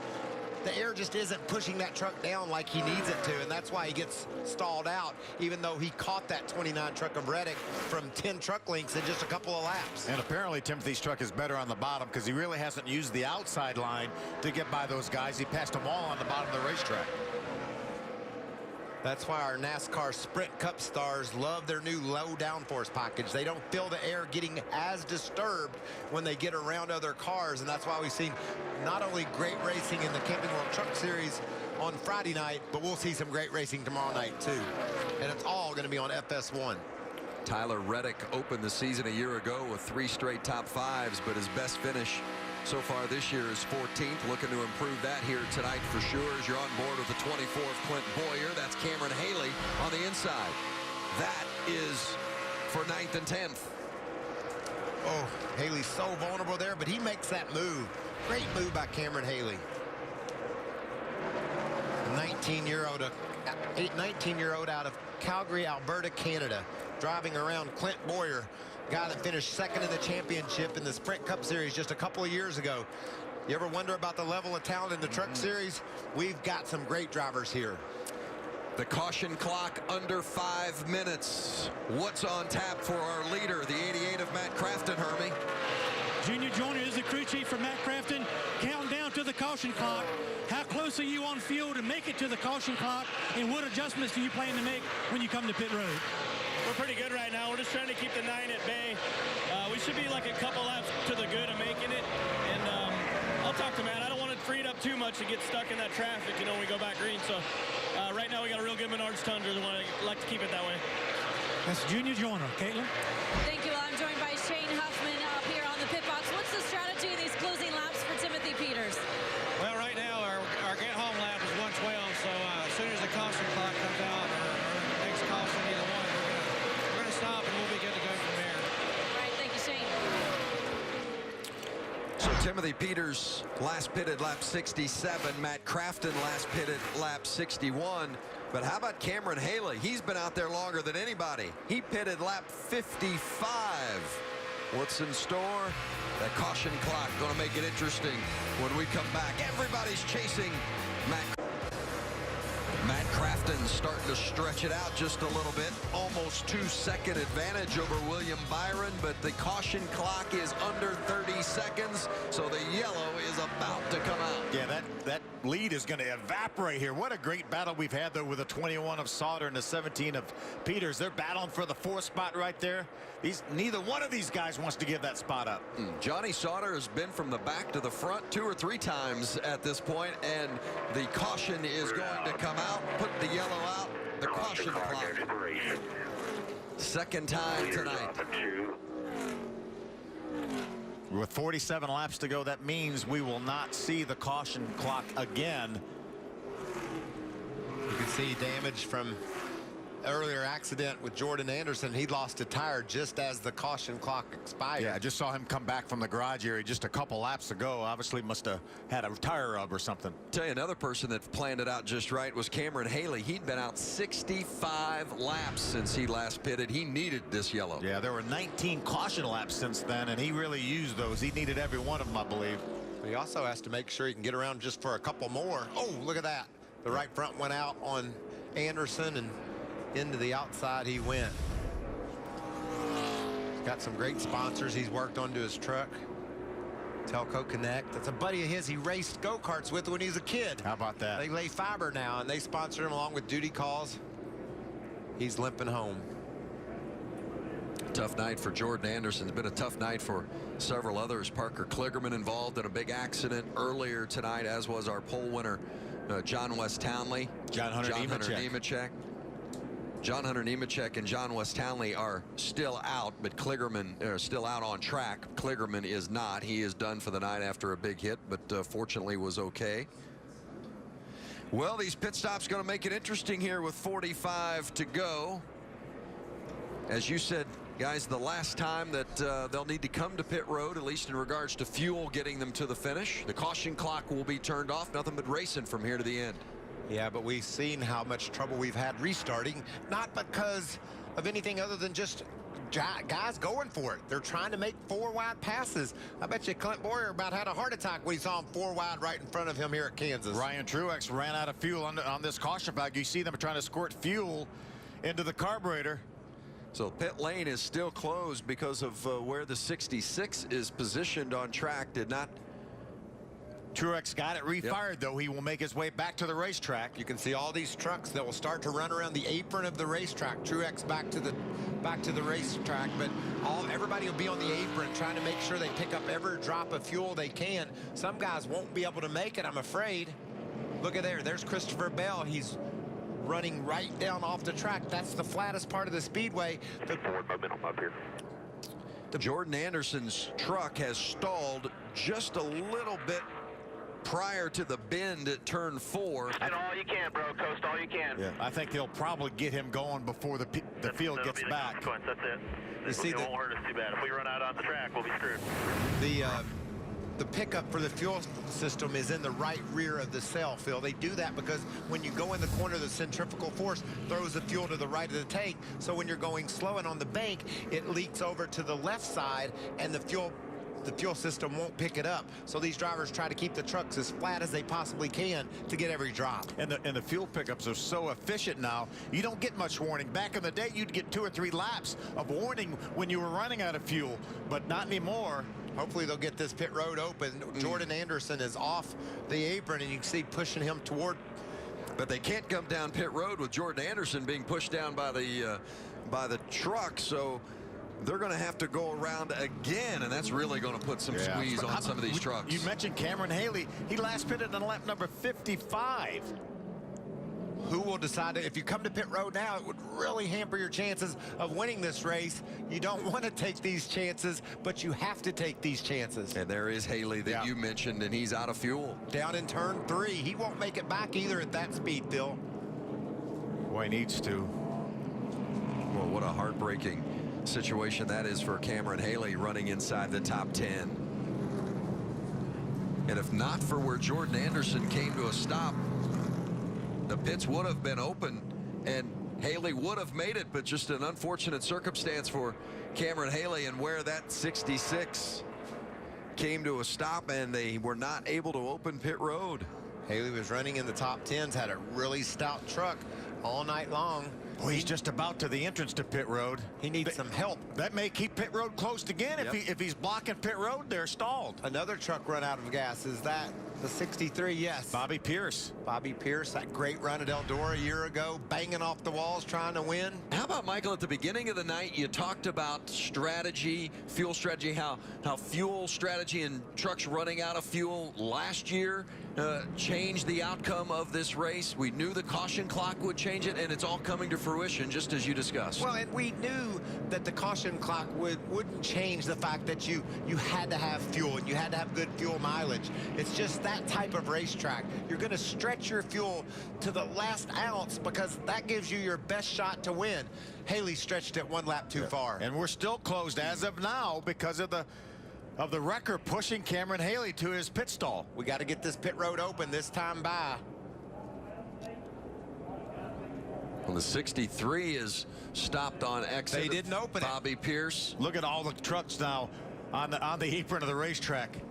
Man, you've got to. There's another truck out of fuel. That's over in turn 3. You've got to take the penalty if you start to skip. That thing starts to skip, you got to come to pit road, and obviously these guys aren't getting enough warning. And what's hard is Cameron, they should just look at the app for Gas Buddy, see the closest gas station. Well, they know where it is. They just keep passing by it. Gas Buddy figured it out. He wasn't going to run out, was he? That's probably in his sponsorship contract. Don't you run out of gas. So you've got the 63 of Bobby Pierce getting a push in turn 1 and 2, and you've got the 00 down in turn 4 that is now coming to a stop because he has run out of fuel. And you have Cameron Haley still on pit road. They're still trying to get that truck refired. He's already lost 1 lap, and it hasn't refired yet. Meanwhile, everyone else that's on track that hasn't been able to come in yet, they're nervous. No, they're more than nervous. They're terrified, especially if you're Matt Crafton up there leading this race. And I don't think pit road's going to be open again because of the 00 blocking the entrance. You're exactly right. Let's red flag this thing right now. Let everybody get the track cleaned up and get these boys some gas. This will be 64 laps for the guys running up in the top 3 spots right now. They last pended on lap number 61. And there's the 00 of Cole Custer. He's parked and stopped right there in turn 4, but they are going to open the pits and they're going to come around, have to come around the 00 and of the Custer 63 and a wrecker. Unbelievable. I like this. You got to open it up. We got to get these boys some gas. We can't let them all run out of gas here. So they're going to have to avoid Bobby Pierce, who's on the inside on pit road. Here comes Crafton. Wow, what an unbelievable situation. Let's go downstairs and check in with Caitlin. Well, for the 29 truck of Tyler Reddick at the top of your screen, he said, I am loose everywhere. It doesn't matter where on the racetrack. So they're going to try and tighten him up, give him 4 tires fuel and 3 rounds down on the track bar. Looking at Timothy Peters in that 17 truck in the middle of your screen, he says a little tight down low, but good up top as far as balance goes. 4 tires and fuel and air pressure adjustment. Hermie. The 88 of Matt Crafton, 4 tires, air pressure and fuel, no adjustments for him. The 9 of William Byron, his truck is too tight, 4 tires, fuel, and an adjustment as well. Finishing the left side, the 88, slow on the 9. The 88 wins the race off pit road. That's what you want from your team, isn't it? Matt Crafton put himself in a dominant position. His team holds serve. And Junior Joyner, the crew chief for Matt Crafton. Thankfully, we get to pit road and get gas.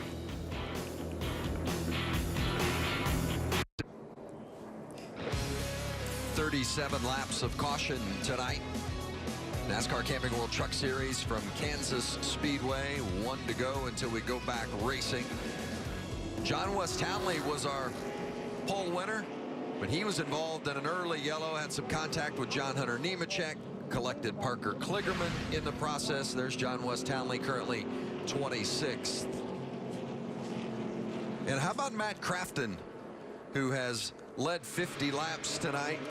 Despite being the only driver in the field with multiple wins at Kansas, the 50 laps he's led tonight are more than his prior 15 starts here combined. And he's won multiple times, but he just hadn't led a lot of laps and getting it done. And he's the only guy that has made every start here. We've had 15 Truck Series starts here at Kansas, and he's made all of them. And this restart is very important. We talked about Timothy Peters. He was closing on our leaders. Now he finds himself on the front row. Another 2 very strong trucks in row 2, Johnny Sauter and William Byron. So you spin your wheels just a little bit. You get the right draft, and you're 3 wide into turn 1. This whole race's complexion can be changed. We know how aggressive Johnny Sauter can be. He's in that 3rd spot. Keep an eye on him on this restart. Clint Boyer's back in 10th. We saw him make some aggressive moves. And here's Daniel Hemrick. Just look at the intensity in his eyes. He knows that this restart could be the difference between getting to victory lane or getting in another wreck. 40 to go. They're coming to the line to restart this race. Matt Crafton on the outside, Timothy Peters on the inside. Pull those belts tight. It's going to be fun to the finish. Back green at Kansas. There goes Ben Rhodes to the apron inside of Sauter. Peters really had to protect that inside line. Everybody looking to make it 3 wide and make the inside path work for him, but Peters holds him off. Crafton still working the top. Phil, these guys just know they can't let off. If they get the least sight of clear track, they're going to stick their nose in it. And look at Hemrick. He's into the side of Brandon Brown, and that knocks Spencer Gallagher into the outside wall. Gallagher with some contact. By the way, the restart is damage. Hold your line up high here. The restart is under review, so we'll keep an eye between the 2 Peters and Crafton. I think every restart's usually under review. They ought to all be under review, especially as wild as they are. But we got the caution coming out. Yellow's out here. You could tell that Peters broke before Crafton did, but then Crafton got the lead back at the start-finish line. So let's take a look at it here. Remember, Crafton is your leader, so keep an eye on the 17 of Peters. Definitely got the jump. It looked like maybe Timothy went just prior to the restart zone, the first line of the restart zone. And Crafton got the lead at the start-finish line, but it looked like Peters jumped. And he's not allowed to do that, especially before the zone. But the leading truck is the control truck. He hits the gas first, and that's not what happened there. It'd be interesting to see what NASCAR's call is. It corrected itself. Crafton's back out in front. And Peters, as it stands currently, it actually is in the 3rd position because William Byron is there in 2nd. That's the hot spot. Yeah. You get down that 3rd spot, you can make some things happen. Yeah, we've seen it from that inside position in row 2 on these restarts tonight. It began with the very first spot of the race. Watch the 88 on board. This is that restart. Watch out his window at Timothy Peters.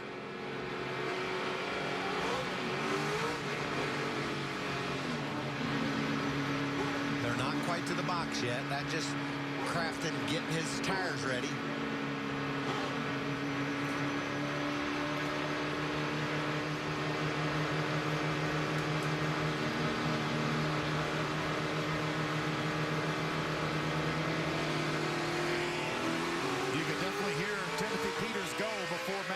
And you could also hear Matt Crafton keep his speed steady. Crafton wasn't playing any games in the restart box. NASCAR watches that as well. If you try to hop and then lay back, they'll get you for that. I was like, not even just barely got the box. He started rolling, and I'm like, dude, I'm not going. So Crafton did that perfectly. You know what, you have to have so many pieces of your game together if you're going to win one of these darn races. Now, if you go to the 2nd line of the restart zone and you don't go, the leader doesn't go, then the flagman will start that race.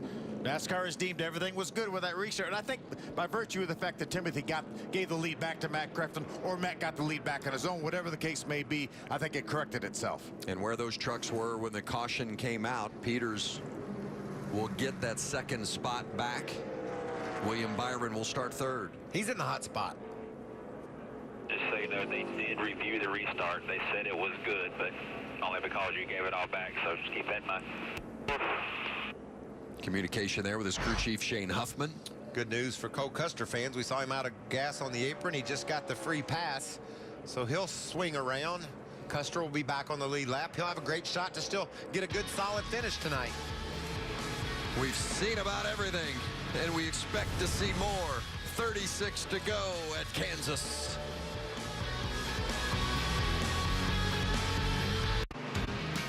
Getting ready to go back green. We're under caution for the 9th time here tonight. The record is 12, by the way, if you're keeping track at home. And on board with Daniel Hemrick in one of those Brad Keselowski Fords. Time for our Ford Facts.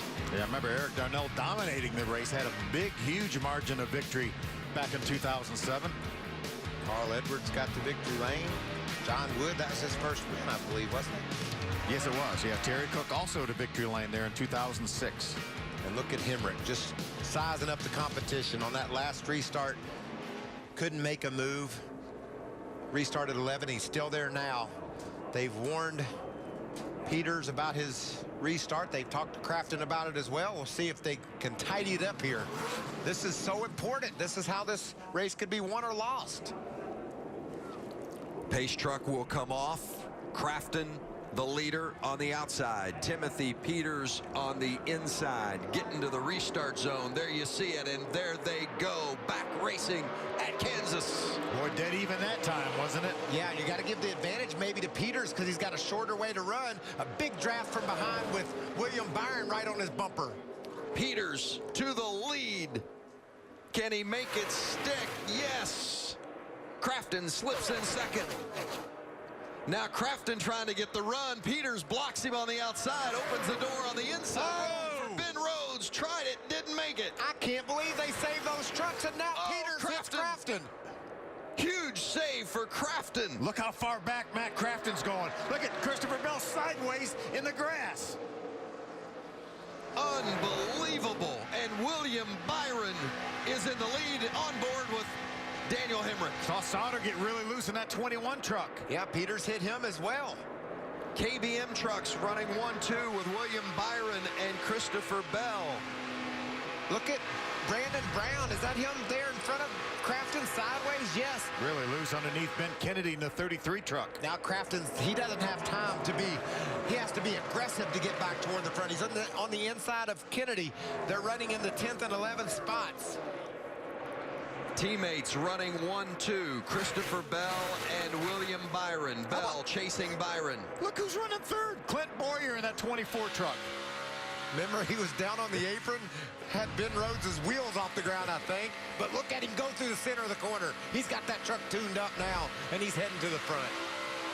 30 to go at the line. Look at Daniel Hemrick's going to line up behind his teammate, the 29 of Tyler Reddick. Ben Rhodes fights back on the outside. You can see Peters up high there. Hemrick got really loose down on the bottom that time. Johnny Sauter starting to make another move. How many times has Sauter had to come through the pack tonight, and he's doing it on the inside of Hemrick? That truck's going to want to get loose there. You can see it sliding up the hill. Oh, Timothy Peters bounces off the wall. These are the first laps that William Byron has led in his career. And I'm sure, looking in his mirror, he's glad he's leading them now because these guys, they're driving crazy. Sauter in that 21 truck is in 6th, Hemrick in 7th. Nothing going easy for anybody to get any position tonight as we're in the final laps. Under 30 to go. William Byron, 18 years old, in front of his teammate Christopher Bell. Kyle Busch, the team owner, standing and watching as the crew chief Rudy Fugle sits nervously. And you can see Christopher Bell. That's a dirt racer for you. He knows he's going to have to run a different line if he wants to get around William Byron, and that's exactly what he's doing. Trying to get it figured out right now. He's seeing where his truck will work best. Byron's spotter needs to work closely with him and let him know what Christopher's doing. Byron will have to move around as well if he wants to keep Christopher behind him. Look at him trying to break the draft down off the track on the front straightaway. This is impressive. So much action on the restarts tonight, and that has what led to the shuffle here that's put the 2 KBM trucks in front after that restart with Matt Crafton and Timothy Peters on the front row, and everybody got going crazy. The next thing you know, the leaders are shuffled deeper, and here comes Bell and William Byron to the front. Matt Crafton has not been able to get any farther forward than 10th right now, and Timothy Peters, after bouncing off the wall coming off turn 4, is back to 12th. These two look like they're evenly matched. See Matt Tifft up on the outside of Ben Kennedy, and that battle is holding Matt Crafton back. We're running out of laps too here. Just 26 laps to go. I know there's a couple of drivers, William Byron and Christopher Bell, hopes there's no more caution. We just run this baby straight to the checker. They've got this race in hand right now, and Matt Crafton's still trying to march his way forward. Well, the trends say that we have a long green flag run at the end, which would suit William Byron just fine. The last 6 races here, the final green flag stretch has been 25 or more laps, and that's, as you said, Michael, just what William Byron's open for. Yeah, but I think we have to forget about trends tonight, Vince. I've seen things I've never seen before out of these truck drivers. They are on the mat. See Byron just trying to snake down off the racetrack to keep the Ford truck from drafting off of him, but Christopher Bell is going to have none of that. He's going to chase that 9 truck anywhere it goes. And both those guys hoping no more caution flags here with 24 laps to go. They've opened up about a second-half lead over that third-place running Clint Boyer. You remember a couple of weeks ago at Richmond? Oh, look at Bell just sideways down in the corner. That tells you how hard this kid's driving, trying to keep pace with William Byron. Regroup, bro. You're all right. Regroup. Go get him. Regroup. He didn't say slow down. Yeah. In case that he said go get him. Yeah. Jerry Baxter on the radio encouraging his young driver. No team orders here. Watch him try to get down in the corner and just cut to the bottom. That truck gets sideways. And remember, folks, that's at 175 miles an hour, and that kid was able to hold on to it. And these guys are running within 3 or 4 tenths of a second of their fastest laps of the race right now. It's been a tough start to the season with Christopher Bell. He was upside down to start the year at Daytona. Wrecks at Atlanta and Martinsville. But that hasn't slowed him down one bit. You know, it's interesting, since that Martinsville race and the disappointment of the first 3 races during this 34-day break, Christopher Bell won a super late model race. He won his debut in the ARCA series at Salem, ran a midget in the Power I series for Keith Kuhn. So, I mean, he has been busy racing and has won a couple of times. Now he's trying to chase down his teammate and maybe win his second Camping World Truck Series event. Remember, he was the winner last year at Eldora, and while he's trying to get win number 2, 18-year-old William Byron in front of him, he's trying to get his first win. Really, really loose now. He looks like he's at Eldora tonight. That thing is out of control, but he will not give up. He's just trying to search for some grip, find a lane that will allow him to close on this 9 Liberty University Toyota for William Byron.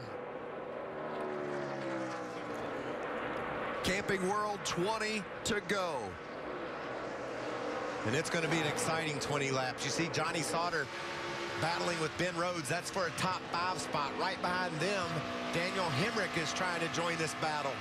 Clint Boyer is barely holding off Tyler Reddick just ahead of these guys. I've been keeping my eye on Crafton, still back in the 10th spot, 6.5 seconds behind our leader, William Byron. Byron stretching that lead out to about 2 seconds over Christopher Bell. A couple of those wiggles by Bell, and that's really been a difference maker as Sauter starts to make the move on Rhodes. That's for 5th. He gets it done on the outside. Sauter's been fast on the long run. We saw that earlier in the day. He's had to, as Vince mentioned, he had to go back 2 or 3 times during this race from the initial start and then from a speeding penalty on pit road. And he just can't quite clear Ben Rhodes, but it looks like he's going to get the best of him. Rhodes sideways down on the bottom. Completes the pass. On board with Daniel Hemrick. He's looking inside of Rhodes as well. Wants to take advantage of that momentum lost by Ben Rhodes. Look at him work that wheel inside that truck. Battling every inch of the way. Less than 20 laps to go here in Kansas. The 19 of Daniel Hemrick. Watch him. You see him look up at the mirror there to see if he cleared Ben Rhodes. Hemrick in 6th, Rhodes in 7th. Such a cool view.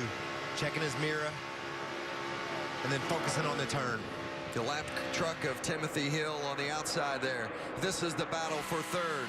The 29 of Reddick and Clint Boyer. Reddick looks like he's going to get the spot, but Boyer's not giving it up easily. Yeah, these two trucks, I believe, are going to catch Christopher Bell. He has really lost the handle on that truck. He's dropped about 3 seconds behind William Byron right now, and he's just about a second in front of these two trucks. And I guarantee you, both Reddick, Boyer, and you see Johnny Sauter coming in the picture there, they know that if there's a late caution, the rookie, the 18-year-old William Byron, they're going to try to pounce on him. So they want to do everything they can to get in position to take advantage of Byron, given that opportunity.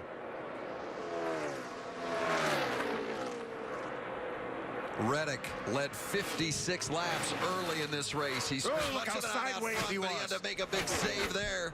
How about that right rear tire? It was smoking off turn 4. 15 laps to go at Kansas. Hemrick inside of Johnny Sauter. What a great move by Daniel Hemrick. Johnny Sauter jumped on Tyler Reddick because of that momentum lost, and Daniel Hemrick said, I'm going to get them both. And now Clint Boyer's taking a deep breath. Watch, he just sucks Reddick around. Look at him driving that truck in there, hanging on to it.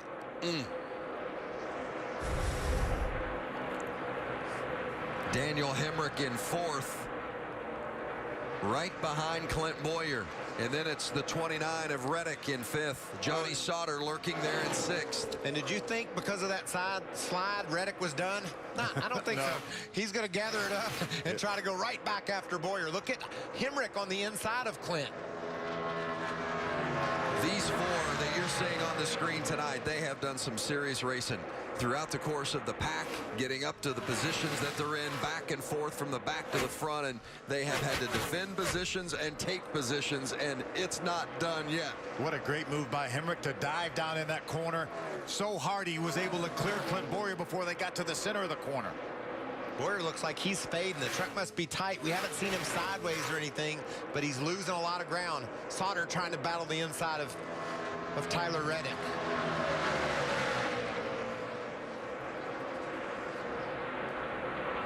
Clint Boyer in 4th. Look at this move Reddick by Sauter. in 5th. Trying to sneak up on the outside of Reddick. You know, Ben Kennedy's been putting together some good lap times. He's raced up to the 8th position. How about Matt Tifft right behind him in 9th? And then in 10th is the 88 of Matt Crafton. Boy, they might look back at this one before at the end of the night and say what could have been. He got hit. I mean, he did an amazing job hanging on to that 88 truck. For 5th, Sauter under Reddick. Doesn't matter what the circumstances are, Vince. You're right. He's going to look back and say, man, I had this race won. Somebody got loose and knocked him up out of the groove. William Byron leads the race by almost 4 seconds over Christopher Bell, but this is some crazy racing a little further back in the 4th through 10th spots. You're on board now with Matt Crafton. He's running 9th.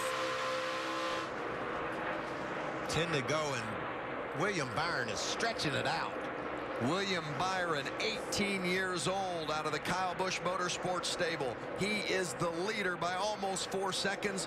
10 laps to go at Kansas. I was talking to Williams crew chief Rudy Fugel yesterday for a long time, and he said this kid just gets it. He has speed wherever we go. We did a test at Bristol. He was fast right away. He was fast at Atlanta. Did a great job at Daytona. Finished 3rd at Martinsville. He was running 2nd, remember, at Atlanta when he lost an engine. So this is not a huge surprise. And look at that line he runs. The truck just dives right down to the bottom of the corner. He's done everything right tonight. He just needs to put together 9 more laps, and he's going to victory lane in NASCAR. What a great feeling that must be for that young man. He is really stretching it out too, Michael. 4-second advantage. He has no pressure behind him. This is only his 4th year of racing anything, guys. He ran legend cars for a year. He ran late models for a year. Last year, the K&N Series as their champion as a rookie, and now here he is in the trucks. And now Daniel Hemrick really putting the pressure on 2nd place Christopher Bell. Yeah, Hemrick is closed on Bell. If he can get around Bell, his lap times are comparable to Byron's. A late caution, I guarantee you Daniel Hemrick has something to say about who wins this race. Watch him go to the outside. Remember, Daniel Hemrick's best career finish is 4th. He's done that 4 times. He's looking to improve that right here. This is for 2nd place on track. Bell currently in 2nd. Hemrick charging. All hoping that maybe there might be a caution here in the final laps to give them a shot at William Byron, but otherwise Byron is checking out with almost a 4.5-second lead. There he is, working through lap traffic. That truck just looks flawless right now. It really runs through the center of the corner low and strong. It looks a lot like it did last year when it had number 4 on it and Eric Jones was driving it. And we know what Jones went on to do. He won the championship. He went to the NASCAR Xfinity Series. He's already won there as well. What a talented young racer he is. Here comes Hemrick to the bottom. For second place, Hemrick on the inside, Bell on the outside. That's John Hunter Nemechek, lapped truck in front of them. 6 laps remaining in the race. Oh, it's going to get loose. You can see Hemrick in there getting sideways. That lap truck of John Hunter Nemechek slowed his momentum, and here comes trouble. Johnny Sauter's right on his bumper. Clear. Well, you lose the slightest bit of momentum here, and somebody's right behind you to grab it. 5 laps to go for William Byron, the leader. Meanwhile, Christopher Bell in the 4 truck running second. Daniel Hemrick trying to hold him off. How about 3 wide? How about it? Clint Boyer in 6th. Tyler Reddick in 7th, and now Matt Crafton is there in the mix. Oh, Reddick's going to get loose down there with Boyer on the outside. How does he hang on to that truck? There goes Johnny Sauter around Daniel Hemrick. And look, Matt Crafton's looking to the inside. Unbelievable racing all over the track. On board with Crafton on the right side of the screen. Sauter making the move past Hemrick for 3rd. And William Byron saying, just keep them straight, boys. Yeah. Just please, 3 more laps. Let us at least get to the white flag. Keep them heading in the right direction. But, man, they're racing hard off turn 2. And there goes Reddick. Reddick is around. Tyler Reddick spinning. Caution is out. Not what William Byron or his crew chief Rudy Fugle or team owner Kyle Busch wanted to see. Vince, remember those trends you talked about? I thought this is not a trend night. This is a different night. Amazing racing. Tyler Reddick was running in the 4th spot, was on the inside of Clint Boyer, and you know how hard that is, Phil, and he just lost control of it off turn 2. Boy, anything can happen in this restart. We know that William Byron has a dominant truck right now. Wow. We saw Daniel Hemrick making some good moves there, but he's back in the 4th spot now. This has been a fun night at the races. These kids, William Byron, Christopher Bell, Daniel Hemrick, they're used to Friday and Saturday night racing side by side and sideways, but not at 175 miles an hour, and that's what they're doing tonight. Look at Clint Boyer move down there. Look how it loosened that 29 truck. Just sucked the back end right around on it. And put Matt Crafton up to the 7th spot. Late, crazy restart. Crafton could be a factor. We're going to get... I think we're going to be headed overtime, aren't we? We're headed overtime, and this is going to be intense. Yeah, they were running right there in that 5th, 6th, 7th spots. So they were still in the mix, but battling for position when Reddick spun. Phil, what do you do? Oh, by the way, he saved that truck. Yep. We've seen some great some great saves and some crazy wrecks avoided by the talent these guys have. Watch how sideways this gets. It's about 90 degrees sideways right there, at least 85. Now watch him straighten those wheels up. Blew a tire, but he had them pointed in the right direction when he headed back down the straightaway. Look at the speed of these trucks. Great job of driving by Tyler Reddick to save that truck. And great job by our camera folks. We've seen some great shots tonight. I got one. Look at middle again. Inside, only got one. All clear, all clear, all clear, all clear. Boy, he barely had enough room to get around Reddick. What's Matt Crafton thinking here? This doesn't look good. Matt Crafton's seen a lot of that in his career. Just stayed in the throttle. He knew where that truck was going to go. That's such disappointment. This team knows they had one in the bag. And it's not over yet. I mean, they still got a great shot at this thing, but they had almost a 5-second lead there with just inside of 3 or 4 laps to go. And you remember a couple of weeks ago at Richmond in the Sprint Cup Series, Joe Gibbs Racing had 2 guys battling hard for the win. There was contact. Carl Edwards went to victory lane. Kyle Busch finished 2nd after leading late in the race. Tonight, Kyle Busch is faced with the same situation as the owner Joe Gibbs was at Richmond. He's got his trucks 1 and 2. They're going to be battling for the win. Man, that's got to be tense for him. But he's got Sauter and Hemrick in the row right behind them, though. So he's got some other guys in play here as well. Timothy Peters comes to pit road. Brings Matt Tift with him. Tyler Young, Spencer Gallagher. So these guys going to try to make up some ground here late, maybe. They were at the tail end of the lead lap there. Timothy Peters had worked his way up into the top 10.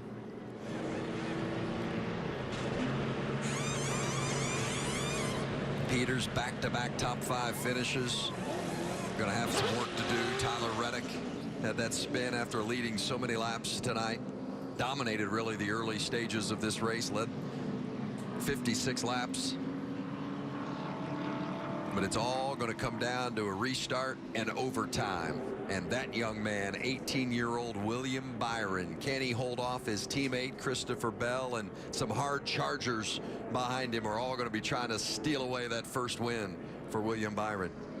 Hermie? Yeah, Vince, William Byron showing maturity way beyond his 18 years. As soon as the caution came out, he asked his crew chief, Rudy Fugel, which restart lane did you want me to take? Rudy, who also has Kyle Busch on the box, leaned over, spoke to Kyle briefly, and then told him, we think you should take the outside lane on this restart. We'll see if that's what he does and how it works out for the 9. So you talk about maturity well beyond his years. In 3 weeks, he's going to graduate from high school. And I guarantee you the coolness that young man possesses, he probably was prepared for the caution flag to fall. He didn't think that it would just go to the checker without some more drama. And he hoped it did, but unfortunately, so many of these things don't. All right, so we're going to go overtime, and there's the overtime line on the backstretch, even with the start-finish line here. Just on the other side of the track. Well, we're going to have one attempt for a finish with a clean restart. So if the leader gets to that restart line before the yellow comes out, that is the clean restart. That will take us to the finish one way or the other. If they don't get to that restart line and a yellow comes out, we'll re-rack them and do it again, and we'll do it as many times as necessary until we get that clean restart. Oh man, I'm tired. I feel like I've been racing. There's the overtime line on the backstretch. We got to get there to get a clean restart. And that's not a gimme here too, because we're going to be 3-4 wide when we go through turns 1 and 2. And Kyle Busch Motorsports, Kyle Busch, the owner, has his two of his trucks right on that front row, battling it out for the win. 2 young kids that both want to win. Oh, well, man. Okay, I don't know how much he's enjoying. You saw Kyle, but how much is he enjoying that at all? No. He's going to enjoy it when it's over. If one of these trucks go 1-2 and win this race. William Byron has had the better truck between the two, he and Christopher Bell, but you know Bell isn't giving up anything on this restart. The tires have cooled off, though, guys. They're back a little. They're going to have a little bit more speed in them. And this is the restart of William Byron's life, and he's got Christopher Bell right on his inside. What will go down here? William Byron on the outside, Christopher Bell on the inside. The restart at Kansas. Sauter.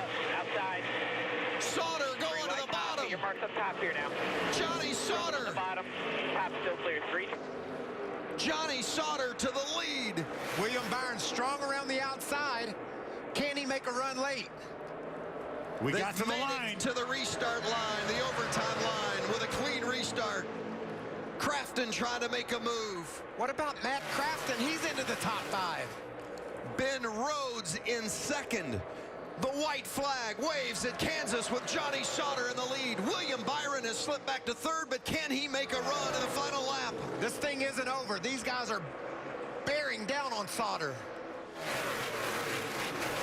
Johnny Sauter had to go to the back of the field after an unapproved adjustment in qualifying, and now he's charged. Oh, and Ben Rhodes hits him. Rhodes takes him out. And here comes Byron. William Byron. The caution is out, and William Byron is in front and will win at Kansas. His first career win in his 5th career start. We got it. What a thriller. Awesome job. We got an official from NASCAR, the 9 to victory lane. There's your winner right there, 18-year-old William Byron. What'd you think of the driver? What a night, and what a dramatic finish. Johnny Sauter with a great restart to take the lead, but Ben Rhodes got into the back of Sauter, coming to the line, and William Byron escapes with the victory. Michael, you talked about it, what we saw at Richmond. It was among teammates, though, but that wasn't teammates there with Johnny Sauter and Ben Rhodes, but contact nonetheless. Yeah, that was just a really aggressive dive to turn 3, a last-ditch effort by Ben Rhodes to try to win his first race, and there just wasn't room for him to get inside of Sauter. But when you got to run like that, last lap, I guess he decided it was worth the chance. How about William Byron goes to victory lane in his 5th Truck Series start of his career. Burn it down, young man. William Byron is the winner. Herbie? Well, Rudy, it wasn't exactly the way you were hoping to get it done prior to that restart, but your driver hung on. First career victory. Congratulations. It's amazing. I can't believe we're here. So proud of him. This team, I got the best race team in the garage. Best owners, best team back at the shop, and so proud. But it's Mother's Day weekend. Got to say happy Mother's Day to my mom, my beautiful wife, and lastly, this one's for Dave Jones back in Michigan. He's had a tough week, and we're thinking about you, man, and great friend, and hopefully you keep getting better. That's William Byron is going to victory lane with crew chief Rudy Fugle. And Dave Jones, who Rudy Fugle mentioned there, the father of Eric Jones. Eric Jones drove Rudy's truck last year, the Truck Series champion. Dave fighting cancer, and certainly our thoughts with Dave and the Jones family as well. And I'm sure he's celebrating a little bit too, seeing that number 9, the winner tonight. Yeah, that truck had a 4 on it a year ago, yes, right? He did. And he dominated this race.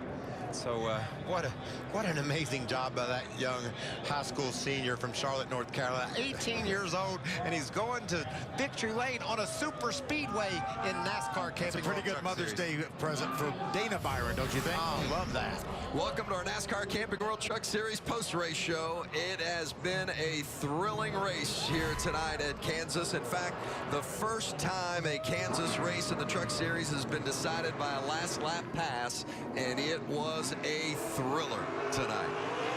William Byron, his first career win. Back with more. We'll hear from the winner from Victory Lane next.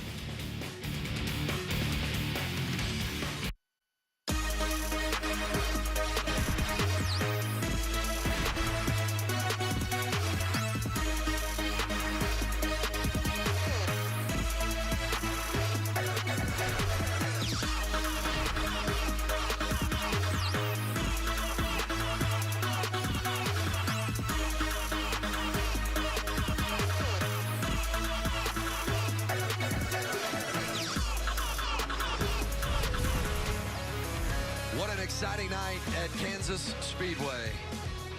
Overtime produced a first-time winner.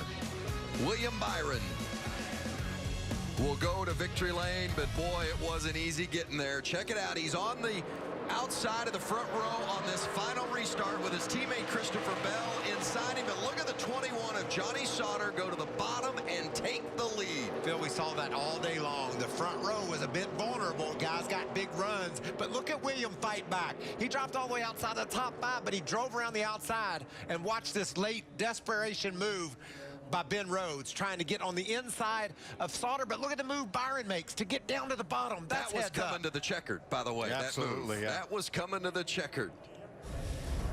Sauter and Rhodes got together, and William Byron is the young man that benefited. He's in victory lane, Hermie.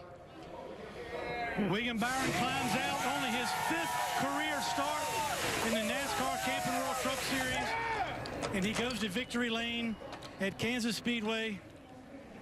Is there any way to describe the emotions you went through from leading the race to a restart to losing the lead and then getting the lead back and coming to win your first career race? My gosh, it was crazy the last couple restarts, and you know, I had the lead there on the green flag run, and I was really just praying for no cautions, but you know, you have to earn it. And my crew chief Rudy Fugle really told me about that on all the restarts. He's like, this is how you earn it. So I just can't thank Liberty University enough. This is a dream come true. I mean, I was 6 years old watching truck races, didn't start racing until I was 14, and just to be in a Toyota Tundra like this is amazing. How about, I know it hadn't sunk in yet, but how does this moment compare to what you thought it would be winning your first NASCAR race at this level? It doesn't compare. It's awesome. I mean, doing a burnout, I didn't even know how to do a burnout.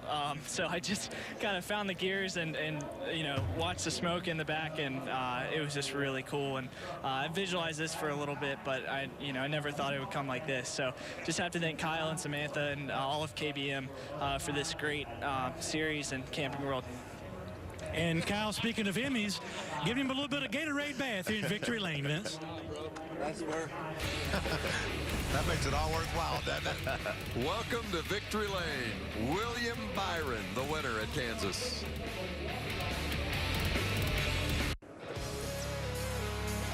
Back at Kansas Speedway, wow, what a night.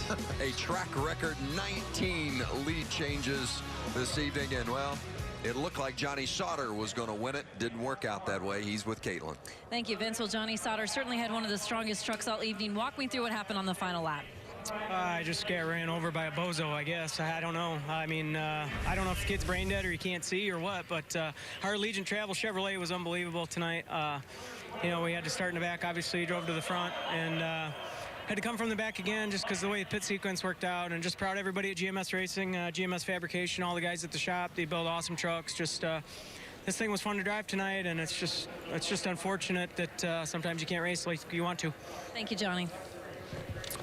Johnny Sauter has already won once this season, and he was staring at a potential second win, but it didn't shake out that way, and Sauter ends up 16th. But how about those three that we have there with the win? So we've got William Byron now joining Sauter and John Hunter Nemechek as those drivers that, for all intents and purposes, have stamped themselves into the chase for the championship at the end of the season. Phil, as you say, you win, you're in, but we're going to have a lot of people that'll test that strategy, right? Back to wrap it up in a moment. Back at Kansas, where the celebration continues in Victory Lane, 18-year-old William Byron, his first career win, a night he will never forget. Caitlin Vincey downstairs. Caitlin? And Matt Crafton was the runner-up here at Kansas. Walk me through what that final restart was like. Chaos. I mean, it's just... You have to win these races, and you have to take your gloves off and do whatever you got to do. I mean, I hate to see how everybody just keeps running into everybody and just tearing up a bunch of great equipment. And like I said, we were racing 3 wide, and Timothy got in my left rear. I mean, I respect him more than any other race car driver. I know he just made a mistake, and we all do it. The Menards Toyota Tundra was good, very good when it was out front. I felt we had the best truck, me or the 9, and I know if I would have been ahead of the 9, we could have drove away from there at the end, but that's racing. Matt Crafton leaves Kansas with a top 5. He does indeed. Second place tonight.